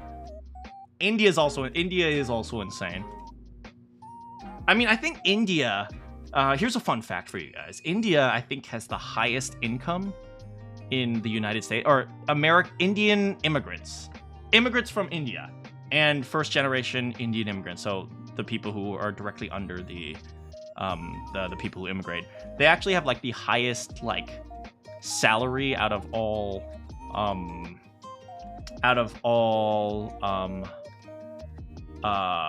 what do you call it? Out of all like demographics. Demographics is the term. So I'm trying to think of the term that wasn't racist, but they have the highest grossing salaries out of all demographics in the United States. So I mean, clearly something's working for them. But at the same time, the amount of pressure that they have, it's like, look at for example, South Korea, Japan, some of the highest suicide rates. A lot of young men, young women are just checking out of society in Japan. They just don't want to be part of society. That's why the otaku movement thing has gone so high. You know, so... Hey, how's it going, Donsiv? We have gone from playing some Ace Attorney to talking about the economy. And I'm not sure how this happened, but you know what? How's it going? We're going to stream more Ace Attorney tomorrow, by the way. This is just near the end of the stream. So at the end of the stream, I just like to chat. So hopefully you hang out and hang with us. What was I saying? Yeah. So, yeah, I mean, you're doing fine. I'm glad to hear that.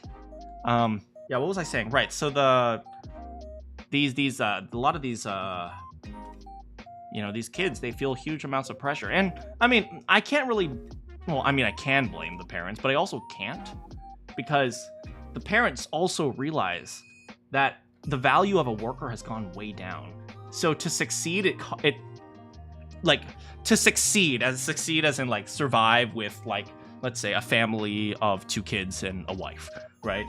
To succeed in like a four person household with a family, like you need to be making way more than you did like 30, 40 years ago, like adjusted for inflation. You're going to get going? Randy's hearing this conversation going like, God damn it, I can't hear this. This is too depressing. Thanks for hanging out with us today, Randy. So to a large extent, I kind of understand. You know, kids are getting pressure from their parents. They're getting pressure from, you know, general society. They're getting pressure from jobs, colleges. It's like, it's rough. I get it. And even more so now. You know, I thought I had a lot of pressure. And I did have a huge amount of pressure compared to like 20 years ago. But I also acknowledge that the pressure changes quite a bit. You're gonna go, it's lunch. Have a great lunch. So I will say, you know, when you guys are feeling pressure, it's like, know that a lot of it is just, you know, unfortunate, but we deal with it with the ways we can. Right, and know that I would never try to overly pressure you guys. I would always try to, you know, help you guys. You know, I always say, at the end of the day, I have this belief, right? I have this belief that you shouldn't be nervous for the things you do in everyday life, right? If so a lot of people are like, oh, what if I screw up or what if I blank out on a test? It's like, well, if you can do it every day, don't be nervous when it comes to test time, because it's just it's the same thing. And that doesn't always help people, but it helps them give some perspective. Because at the end of the day, the test is just another problem that you're trying to solve. So hopefully that helps. I don't know if it does.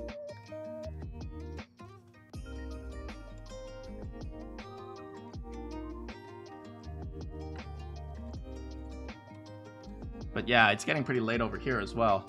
I need to get some dinner. I don't know what I want to eat for dinner, to be honest. But I also got to check on my email and whatnot. It does. I'm glad to hear that, Kiyoma.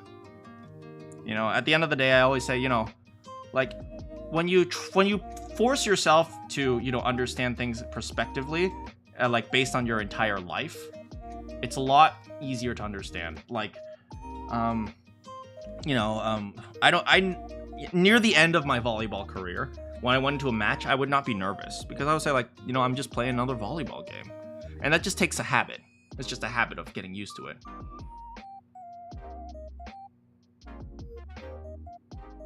So it's like, you know, finding people who can just perform at a normal level across everything they do. Until I did bad in some of my classes, I couldn't live with my mistakes. I tend to be a perfectionist. Right. And, you know, that's I'm not going to try to relate, but I have tendencies and habits along those lines as well. And it took me a long time to get past them. I know that you're a perfectionist. I know that, you know, you were like, until like a little while ago, you would say things like, oh, well, I didn't do very well on my class, and kind of have an implication that your life is over. But, you know, not calling you out or anything. But, you know, like, a lot of it is just, you know, you have to realize that these are the things you're going to continue to do every day for the rest of your life. Right? Especially when you get to college, especially when you're doing your helixical and anti-entomological separation or whatever. See, I'm very smart, but but a lot of those things are like, well, this is what I'm doing for the rest of my life, so you can't see it as a, you know, like a I'm going to fail this time. It just ends up being a habit. And that type of habit is just what helps you get through the more difficult situations. Because, you know, at the end of the day, when you're solving a problem in the test, it's identical to the problem you're solving on your homework. You just have to solve it. How's it going, Bowser? And so, you know, once again, that's why I, like, you know, I tend to never get nervous anymore. I think the first time I stepped into the booth when I was starting my voiceover stuff, I was pretty nervous as well. But as I got used to it, I stopped getting nervous. I actually am a little bit nervous because next week I actually have a photo shoot. I'm gonna get my very first headshot. Which I hate because I look disgusting right now. Look at me. I have this like hair parted like this way here, and this is all combed awkwardly. My forehead is shiny as heck. Yeah, but I'm going to get my very first. So I'm nervous for that because that's something that's not a habit for me. I'm not used to people, you know, looking at me. But, you know, at the end of the day, I'm paying the person to make me look good. So what can you expect? When you played competitive chess matches, it took you a long time. Yeah, exactly, right? You know, sometimes it sucks, but eventually you get into the flow of like, well, this is just another chess match. This is just another game I'm playing. This is just another a match I'm playing. This is just another opportunity for me to record my voice and send it off to a client. All right, it all becomes the same. I'm not going to show you guys the headshots. That's for sure. You guys are going to be like, oh God, he looks awful. You're a little nervous about college. I mean, absolutely. And I say, you know, being a little bit nervous is a good thing because, you know, it's unfamiliar to you. You'll get used to it in like a month. And like after the month, you'll be like, yeah, this is just something I do. I just will say my only advice is that on the first in the first quarter or first semester, I don't know which you're on, don't take too many classes. Get used to it, right? Build up the habit, and then after that, start taking more classes, right? You build up this idea that, oh, well, this is something I've done. This is something I'm continuing to do, right? Then no need to be nervous because it's just part of your everyday life. One thing I always say is like, you don't feel nervous when you poop. That's always my go-to statement. You don't feel nervous when you poop. So why would you feel nervous about doing this when you do it all the time, or do that when you do it all the time, right? That's how I see things.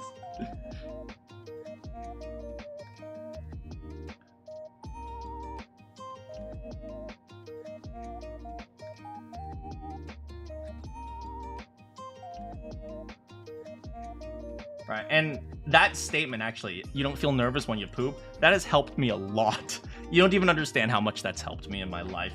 And it sounds weird because it's such a weird statement, but it has helped a lot, and I hope it helps you guys as well. Joke's on you! I do feel nervous!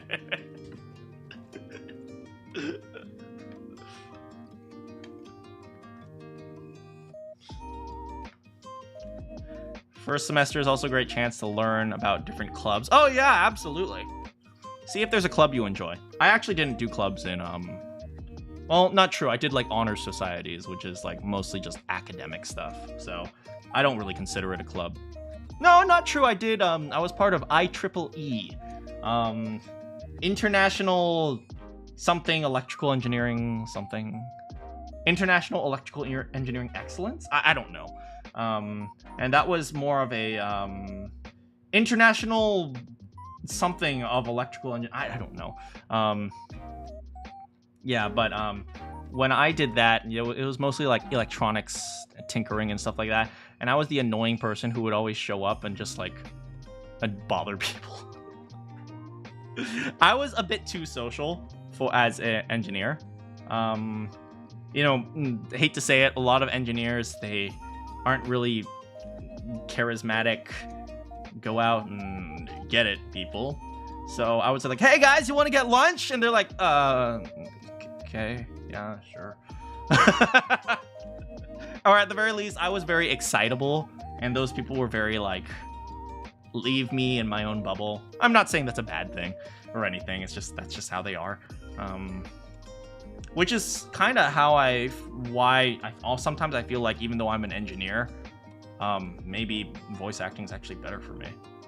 Don't worry, the science majors talk bad about the engineers behind their backs. Yeah, it happens. I did meet some nice people in my 1 year of going to college. I mean, yeah, you'll meet some nice people, and I mean, like I always say, college isn't like, you use college as a tool, right? So remember, college is like an investment, right? And I always say, like, make sure you figure out what your investment is before you know, end up wasting your time there. Talk to your professors and get to know the different topics and the different subjects. And don't be that annoying freshman who's all like, hi, I just wanted to say hi because I was really interested in what you were doing. So, I just wanted to introduce myself. Okay, thank you. I can't tell you how many freshmen do that. If you're going to talk to the professors, actually have a question. Your high school made it mandatory. I mean, I can understand why. I'm not sure if it's necessary, but I can understand why. Yeah, don't be the college. Generally, it's like the ditzy sorority girls who are like, "Hi, I just wanted to get to know you," and like they're just trying to bribe the professor for A's. Don't do that. You know, talk about freaking their research, or talk about like freaking something you heard or a question you have about the lecture. You'll socialize as humbly as I can. You don't have to be too humble. Don't sell yourself short, but don't be don't oversell yourself. Professors love their research. Sometimes it depends on where exactly you're going, but generally that is a true statement. One of the counselors tried convincing one of my old friends to reconsider going. Oh, interesting. I mean, hey, some people don't need college. I always say, you know, my friend, he spent 4 years doing college, and then he opened like a motorcycle shop or something like that. And I was like, why? Why'd you go to college? You're like, I don't know. It's like people told me I should. He's doing fine though. Yeah. He's doing fine though. He has a really good business, but has a lot of good clients, but pressure, I guess. Yeah. I don't even know what he studied. He never tells me. Anyway, you guys are distracting me. I really better get going. I really better eat. I'd love to keep chatting with you guys, but we'll chat more tomorrow when I take down the Gyarados, and after the Gyarados, we'll chat about high school and college and life and the social pressures of of being beautiful. High school students want to go to college to improve their appearance. I mean, that's like 90% of it nowadays. Like, they don't even think about what reason they want to go. Anyway, I'm gonna get some, I don't know, what's open right now? Tacos, but I had tacos on Tuesday. Good morning, good afternoon, good evening, good night. You have any quests for me? I'll see you all next time.